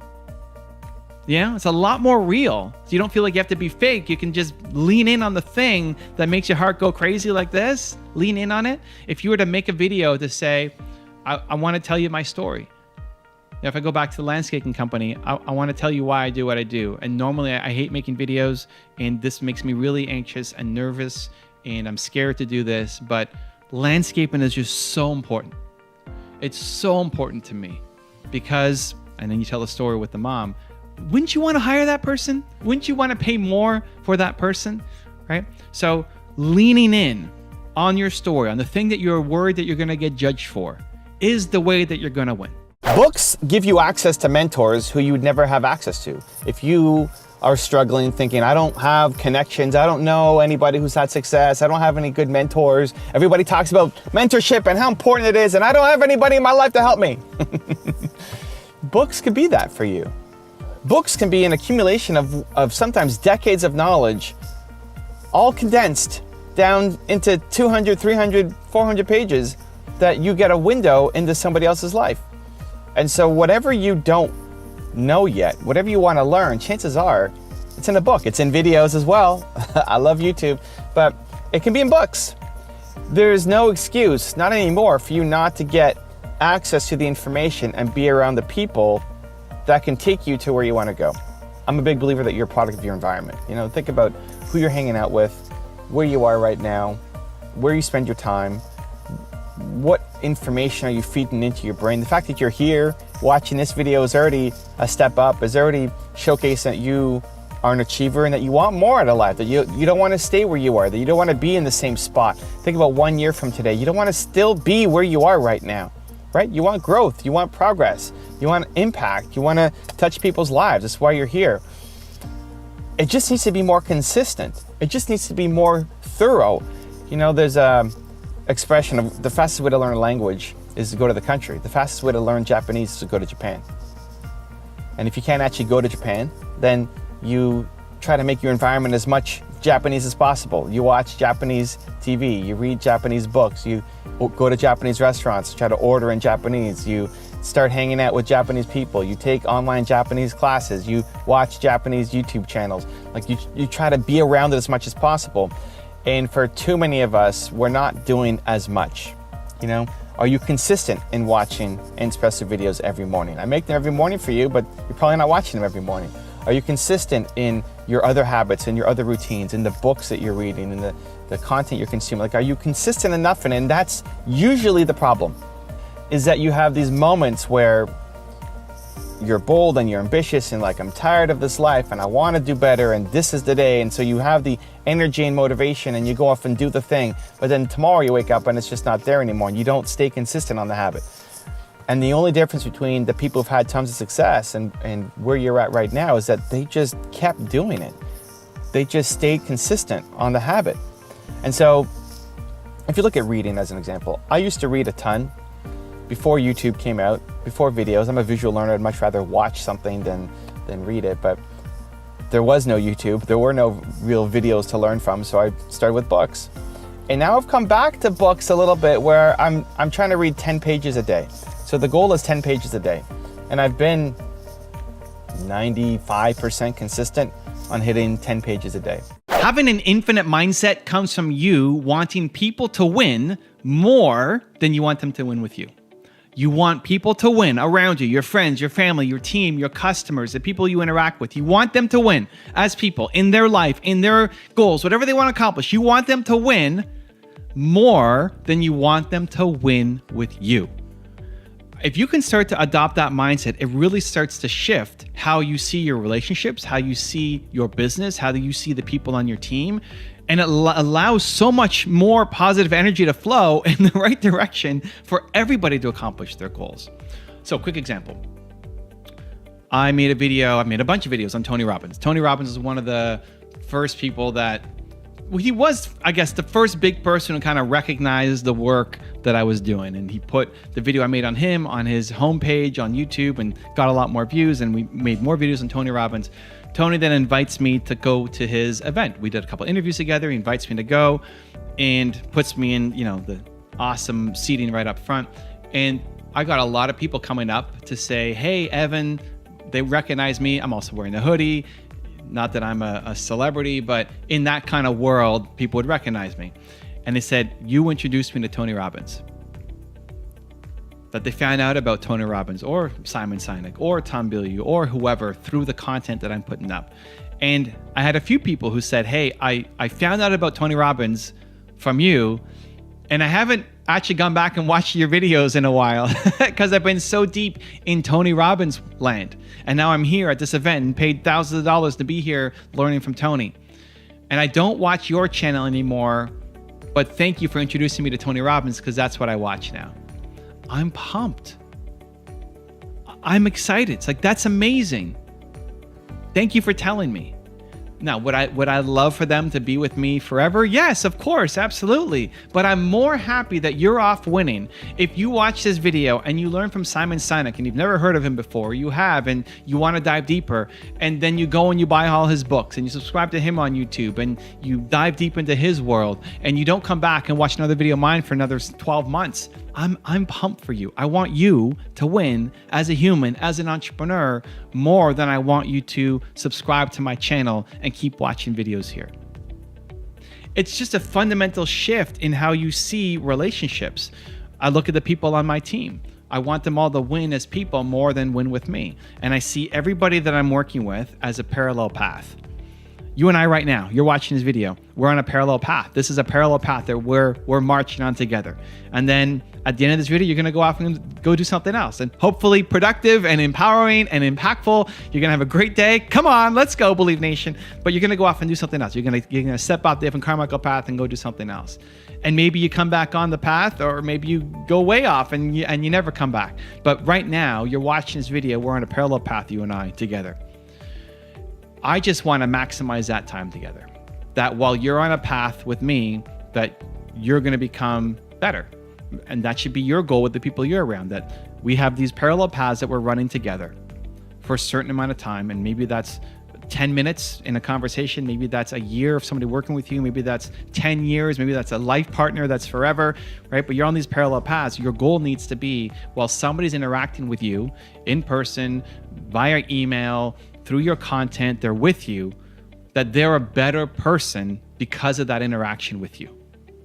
If you can do that, if you can just change the way you see relationships to do that, to instead just think about yourself first and think about them first and helping them accomplish what they need to accomplish, even if it means leaving you. I've recommended people to courses and programs that are not my own. I've kicked people off of my team because I was going to hold them back. They wanted to stay here, but like, you need to go and do that thing. This is too safe and comfortable for you, and I can't give you the thing that you want. You have to leave and go do that thing and push them towards it. Try to get as close to customers as possible. So it's great to be making, it's great to be creating, it's great to be, imagineering of where you could go. When you start to solve the problem for yourself, that's a great step one, because there's probably a lot of people who currently are who you used to be, and seeing how you solved it for yourself, sharing the videos. I need the videos for myself, and then I share them, and it helps other people, right? So I solve the problem for me first, you solve the problem for you first, and know there's lots of people like you. But you need to start talking to customers. You need to start getting their feedback. You need to start seeing what they interact with. And that can help guide a lot of your future product or service creation. You need to get out of just sitting by yourself on your couch researching and into actually talking to people. So a quick example from my channel, the whole top 10 rules for success thing came because I just made one video on Kanye West. That's why he's on the wall behind me. I made one video on him, and then people started requesting more. Hey, can you do Dame Dash? Hey, can you do Jay-Z? Hey, can you do Jeff Bezos? Hey, can you do Steve Jobs? Hey, can you do these people? And it's like, well, that's a cool idea. Sure, why not? I could do that. I never thought of it as being a whole series. I just wanted to give a tribute to Kanye West, and it was a one-off video. And then in the videos that people were suggesting, can you do this person, this person, this person, this person? I still get final say. We ended up having over 2,000 different requests for people to profile. I still get final say as to who we profile, because I have to feel connected to the message. And when I'm pulling out the content, if we're doing Kanye West or Steve Jobs, it's always something positive. It's always through a lens of belief, because that's what I want to put out. I don't want to put out Kanye West's biggest attacks or insults or negativity. I don't want to put out negativity in the world. I could easily done top 10 Kanye West stupidest things you've ever done. I'm not interested in putting that out. So it's that combination of what people are asking for. Hey, can you do this? Can you do that? Can you do this? Plus what I love doing, right? What I want to put my stake in the ground to say, I made this, right? This is the contribution that I'm trying to make to the world. Back to the entrepreneur success formula, right? What you love doing with what brings value to other people. So how to figure out what brings value to other people? You have to get as close to the customer as possible. Understand their business, understand what they're going through, understand their mindset. You solving the problem for yourself is a good first step. And then going into, okay, what are you struggling with? Take some kind of immediate action. Most people's immediate action is research. Most people's immediate action is planning. That's not enough. Immediate action is doing. You have to do something. And you don't know where to start. This is the next thing. Yeah, I don't know where to start. I want to start a YouTube channel. I don't know where to start. You start by pulling out your phone and making a video. I'm in my car, on my phone, making a video. You can too. It's not worrying about it being perfect. It's expecting to suck and just start. Just create. I call it the 2% difference. It's like, what's the first 2% on your idea? We plan to get to 100% instead of just going and doing something on the first 2%. Whatever that big idea is, start to teach yourself that your ideas are amazing, that the ideas that flow to you are good. They're good for you, they're good for your family, they're good for your community, they're good for the world, they're good. And you have a duty to start doing something towards them. Start to train yourself on this. Recently, I wanted to learn about NFTs and cryptocurrency, and I've dabbled and learned a little bit, but I just decided I'm gonna figure this out. And last week on Friday, I spent the day learning it. And I had all sorts of obstacles thrown in my way. I couldn't get money out of my bank account because my bank blocked cryptocurrency purchases. My Visa blocked cryptocurrency purchases. There's a whole bunch of restrictions as a Canadian to buy from the different exchanges. All sorts of problems, and you know what? Like one problem after another, my US bank account. Like, well, I've got a US account with TD, so I'm gonna go to my US account, no problem. The TD was closed. The online banking had a update. Their website crashed. Like, oh my gosh, it's like nonstop. But we figured it out. Built some momentum. Started taking some kind of action. It makes a huge difference. Because while you're feeling the bold energy, if you wait till tomorrow, you won't feel the energy anymore. You can have the perfect plan, but tomorrow you won't have the same mindset, and so you won't execute the plan. Embrace the and. Most people are thinking or. Most people are thinking, do I do this or do I do this? Do I do this business or do this business? If you think about your passions and your interests, right? What do you love doing? What's your heart-centered thing that you could do all day? You probably have a couple things and you feel like you have to pick. This is the mistake. People feel like you have to pick. You don't have to pick. The actual selection is in doing both of those things combined. A lot of people have said some amazing things about me. It's very humbling. I think of Ed Milet and Gary Vee, where Gary Vee called me the DJ that likes to watch so much content and then spin it to inspire people. And Ed Milet said that I'm the modern day Napoleon Hill. Napoleon Hill is the biggest influence of all time in personal development, and I'm the modern day Napoleon Hill. First off, that's extremely humbling, but why are they saying that? This is how I'm unique. Because I love consuming all of this stuff and I love spinning it and mixing it up as well as adding my own message to things. This is how I'm different. There's a lot of people who are just sharing their message, and there's a lot of people who are also mixing things together, but there's nobody who's really mixing things together and sharing their own message, right? So instead of looking at those two things as different, right? Like I have to pick, I got to pick this or this. Like I'm going to combine them, and that's how I'm going to be unique. So think about your different interests. What do you love doing? What are your top 2-3 things that you can get lost in, and they feel completely different? Your genius is going to be in actually mixing those things together in a way that's never been done before, and then using that to bring value to people. Stop thinking or, and instead embrace the and. The trick to getting yourself into action mode is to trigger yourself for success. Triggering yourself for success means you've taken the decision making out of it, that as soon as you come up with an idea, you have trained yourself by default into action mode. You see, your brain will always talk you down from things because it's trying to keep you safe, and it only understands a world that currently exists that is logical and practical. Until you learn to trigger yourself for success, you will constantly doubt your thoughts, your ideas, and your actions. This video is gonna help. So today I want to talk about this bag right here. A lot of you leave comments, the newer fans of the channel say, why is Doritos sponsoring your videos? Evan, why don't you have a healthier sponsor? Don't you know what bad Doritos does to your body? You should be promoting healthy living. Doritos is not a sponsor, guys. This is triggering me for success every single day. And this isn't just some tiny bag. It looks small looking back here, but let me bring this up. Look at that.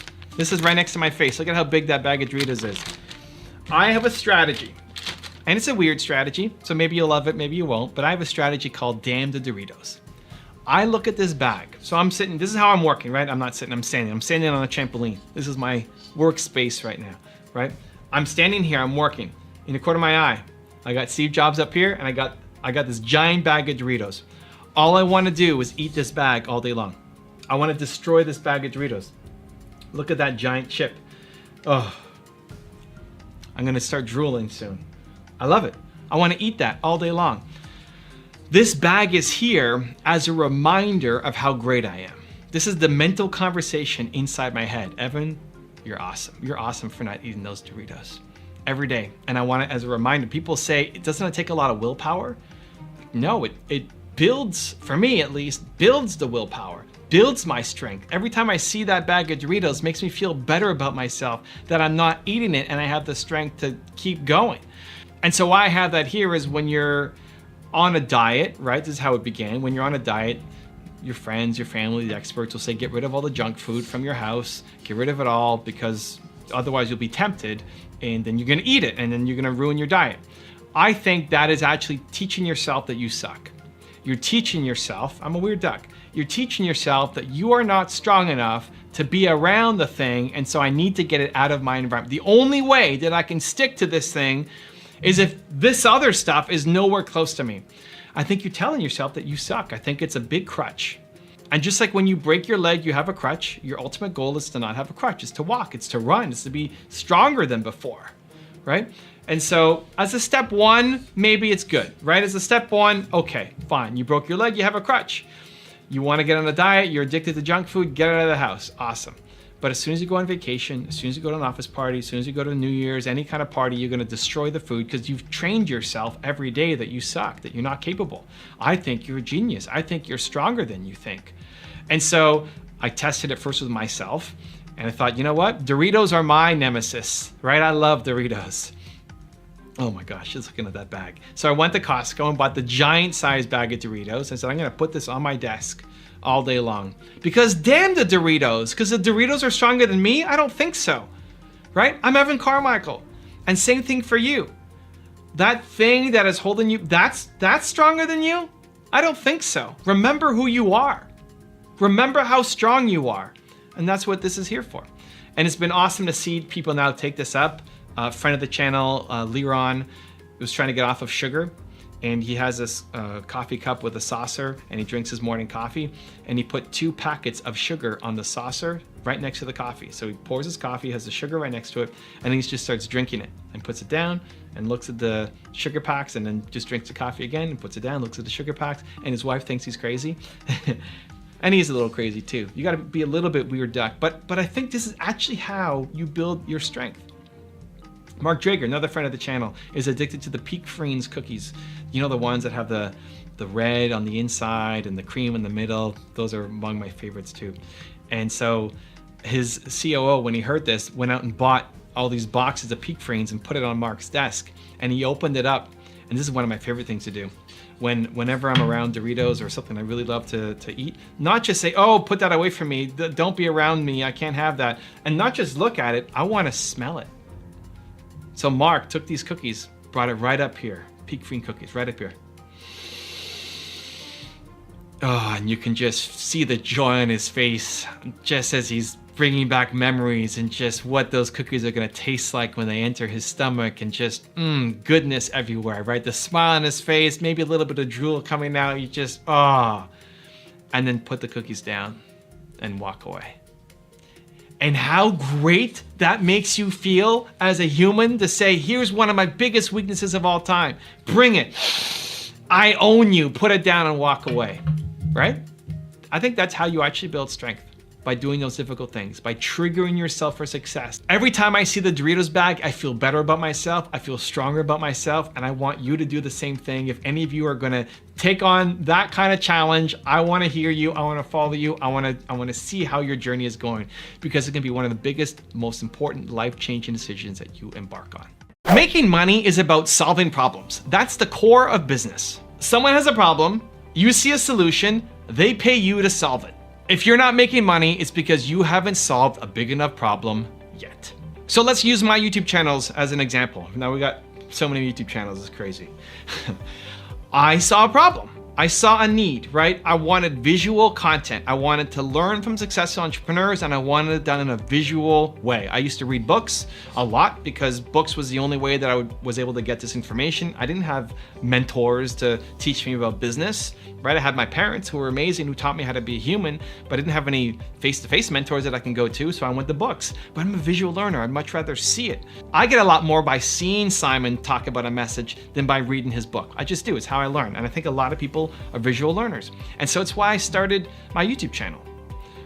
I started showcasing successful stories. I started sharing my story as well in the process. And it's been that duality from the beginning of saying, here's what you can learn from successful people, and here's my message as well. So DJ plus thought leader mixed together, and here we go. And we've had success because it solves the problem. Because a lot of you have the same problem. My problem is your problem.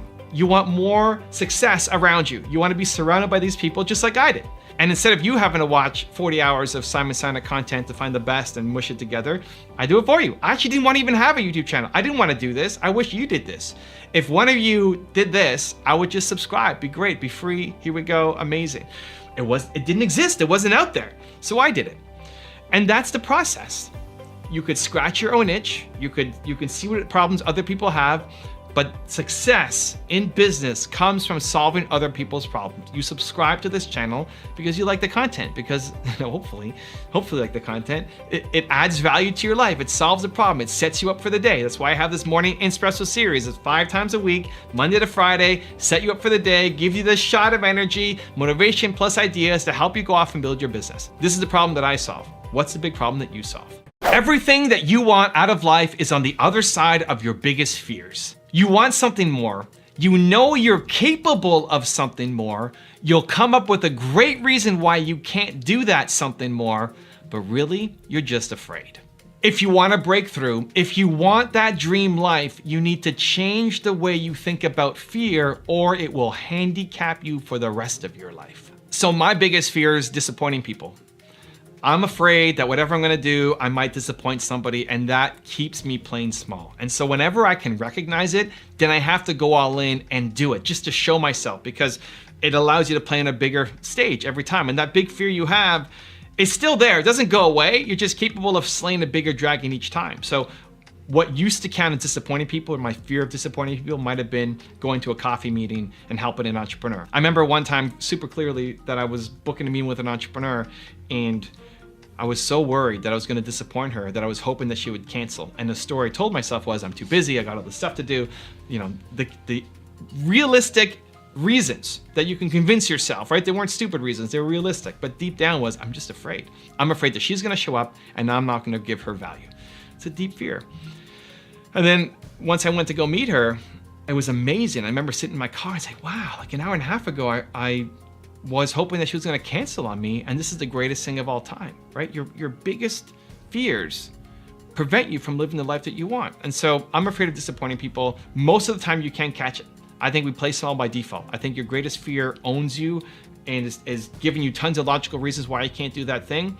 But whenever you catch it, whenever you do actually catch and say, I think this is just my fear talking, that means it's go time. That means you have to do it just to teach yourself that you're able to conquer it and move to a greater level of success. Most people focus on the problem instead of the solution, and that is why they fail. I like to say that there are a million reasons why your ideas will never work out and only 8 why they will. Either way, you're right. So it's better to focus on the 8. Your heroes, the people that you look up to, the people that you love and want to be like, right? Your heroes all succeeded with less than what you currently have right now. If they can all do it, so can you. The only thing in your way are your excuses. So one of the things that I love most about both my wife and my team is that they're always willing to find a way. One of the things that Nina loves most about herself, I had her fill out this form maybe 2 years ago of like, what do you love most about yourself? And at the top was, she's a fast learner. She loves learning new things. She loves taking on new challenges. And I love that. I love that about her. And I love that in people. I think you should be a fast learner. I think you should love learning. I think you should always be taking on new opportunities. Right now on my YouTube channel, I've split up my channel into 8 or 9 different channels. And then just recently I split them up again, where we launched a top 10 channel just for the top 10 videos. So the top 10 videos aren't on my main channel anymore. And then we're doing an everything channel, where if you just want all the content, it's all on one spot. So it's chaos, it's crazy. My whole team has to be restructured, and everybody's taking on new projects and responsibilities. And we were supposed to have a 1-month transition phase to do it. That was the recommendation. That was the aggressive recommendation, is to have a 1-month transition period. And for me, 1 month just is death. It's just death. I mean, I said, oh, okay, great, 1 month. But then as I'm into it, on the Tuesday of like the first week, like, guys, we need to launch like this weekend. We need to launch this weekend. Let's go, right? And there's so many reasons why it's not going to work, and there's so many problems, and yes, we're going to make so many mistakes, and people aren't trained properly, and there's more work, and we need to, we figure out who wants to do what and how. So many issues. Awesome. Let's go. I think about Ray, for example, on my team, who has been doing all these thumbnails. So I have a set design for my top 10 rules thumbnails that people love, and it's been going like that for years. And I've always been on my team to say, I don't care that everybody thinks our thumbnails are great. They can be better. How do we make them better? And so finally, after years of testing, we finally found the format that would win, that would beat our original thumbnails. And there's minor differences. We zoom in on the face, we got rid of the second logo, make the text bigger, minor differences. And then Ray's been going back and updating split tests, doing against our old videos. And we have 1,400 different split tests on our videos. It's crazy. I think I split test more than anybody on YouTube. So he's going back and updating all the old thumbnails and trying to prove a winner each time. And he's maybe, I don't know, halfway through. Think about it, how many videos we have on the channel. We've got 6,000 videos. A lot of them are top 10s. Now with this change, I found a new format. We found a new format, a new thumbnail, different color scheme, different text, different pictures, different logo, new thumbnail format, and we found that it's working. And so I said, Ray, I know you just changed all the thumbnails. We gotta do it again. He's like, this is so exciting, let's go. Like, I love this guy so much, right? Where most people, what are they're gonna complain. They're gonna say, I just did all this work on this other thing, right? You don't want to be around people like that, and you definitely don't want to be that. For too many people, the problem is, for so many people, that's you. That's not even people around you, that's you. You're thinking about all the sunk costs that you put into something. You're thinking about, I invested so much into this thing, and now you want me to shift everything? Yep. You need to be on the yep side now. You need to adopt that kind of mindset, that kind of personality. That just because I worked before doesn't mean it's gonna keep working. You find something new, it's better. Let's go. This is what the whole game is about. The reason why you are not chasing your big dream is because you're afraid that it's going to fail. You're afraid that it's not gonna work, and what people will say about you and what you will think about yourself. But what's the alternative? It's sitting on your idea for years, never taking your shot because you're afraid, and living the rest of your life in regret, knowing that you had an opportunity, but were too afraid to take it. The way to not have regrets is to be always taking action. To, as soon as you get an idea, go do something about it. I had a great podcast with my friend Mark Drager a couple weeks ago, a month ago or so, where he was asking me about regret. And I used to always tell this story of, imagine you have a hangnail and how much that hurts, and it's all you can think about when you have a hangnail. But if somebody punches you in the arm, you don't feel the hangnail anymore because this hurts more, right? You focus on what hurts more, and suddenly this one doesn't hurt as much. That's how I would use regret. I would always think about whatever pain that I'm in right now, this thing that I want to do, but I'm afraid. I would imagine that this thing is going to be the best thing of all time. That this video I'm going to make, this speech I'm going to give, this client I'm going to meet is going to be the best of all time. And if I don't do it, I'm going to regret it for the rest of my life. For decades, I'm going to regret not taking action. And so the pain of doing the thing is the hangnail, and the future pain of regret for decades is the punch to the arm. And so it inflicts so much pain on me that then I have to go off and do that thing. And I use that for over a decade. Over a decade. That's the lens through which I made decisions and saw the world. But for the past 2 years, I haven't done that at all. I haven't talked about it. I haven't done it for myself because I talk about the things that I live. And I'm thinking, why? Why don't I do that anymore? Why don't I use future regret to fuel me? And I found that's because I'm always taking action. Because as soon as I get an idea, I do something. And so I don't judge the idea. I don't say why me. I don't ponder on the idea. I don't just default to strategizing and thinking. I don't think, why did I come up with this? Why am I thinking about this? I just do it. You get an idea, you go off and do it. And that's been my mindset for the past year and a half, 2 years. And as a result, the breakthrough was you don't live with regret. If you're always taking action on the ideas that you have, you don't live with regret. You might regret some of the things that you end up doing, but most of the things that you regret are not the things done, it's the actions undone. Not taken. The action's not taken. You don't regret the things that you did, you regret the things that you didn't do. That's most people, right? There may be a couple things that you regret that you did, but for the most part, it's the things that you are too afraid to do that you regret for the rest of your life. And so if you're constantly doing, if you're constantly taking action, if you're always jumping, then you don't have regrets. And it's been an interesting way that I now see the world, and hopefully you can learn from. As soon as you get an idea, you go off and you do something. You do that, you won't have any regrets.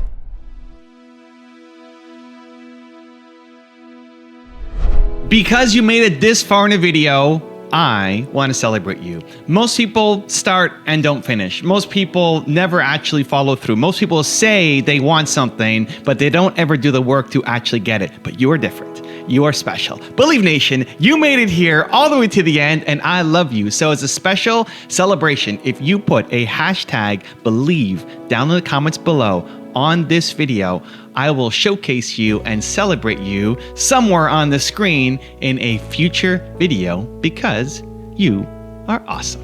If you want to watch the top 50 rules of Lewis House, check out the video next to me. I think you're going to enjoy it. Continue to believe. I will see you there. I can go through any adversity when I have a dream, something I'm passionate about. When I'm not excited about something, then I want to give up, or I don't want to do it. Yeah. I want to go back to thinking about my dream. Right. And so I think first we have to figure out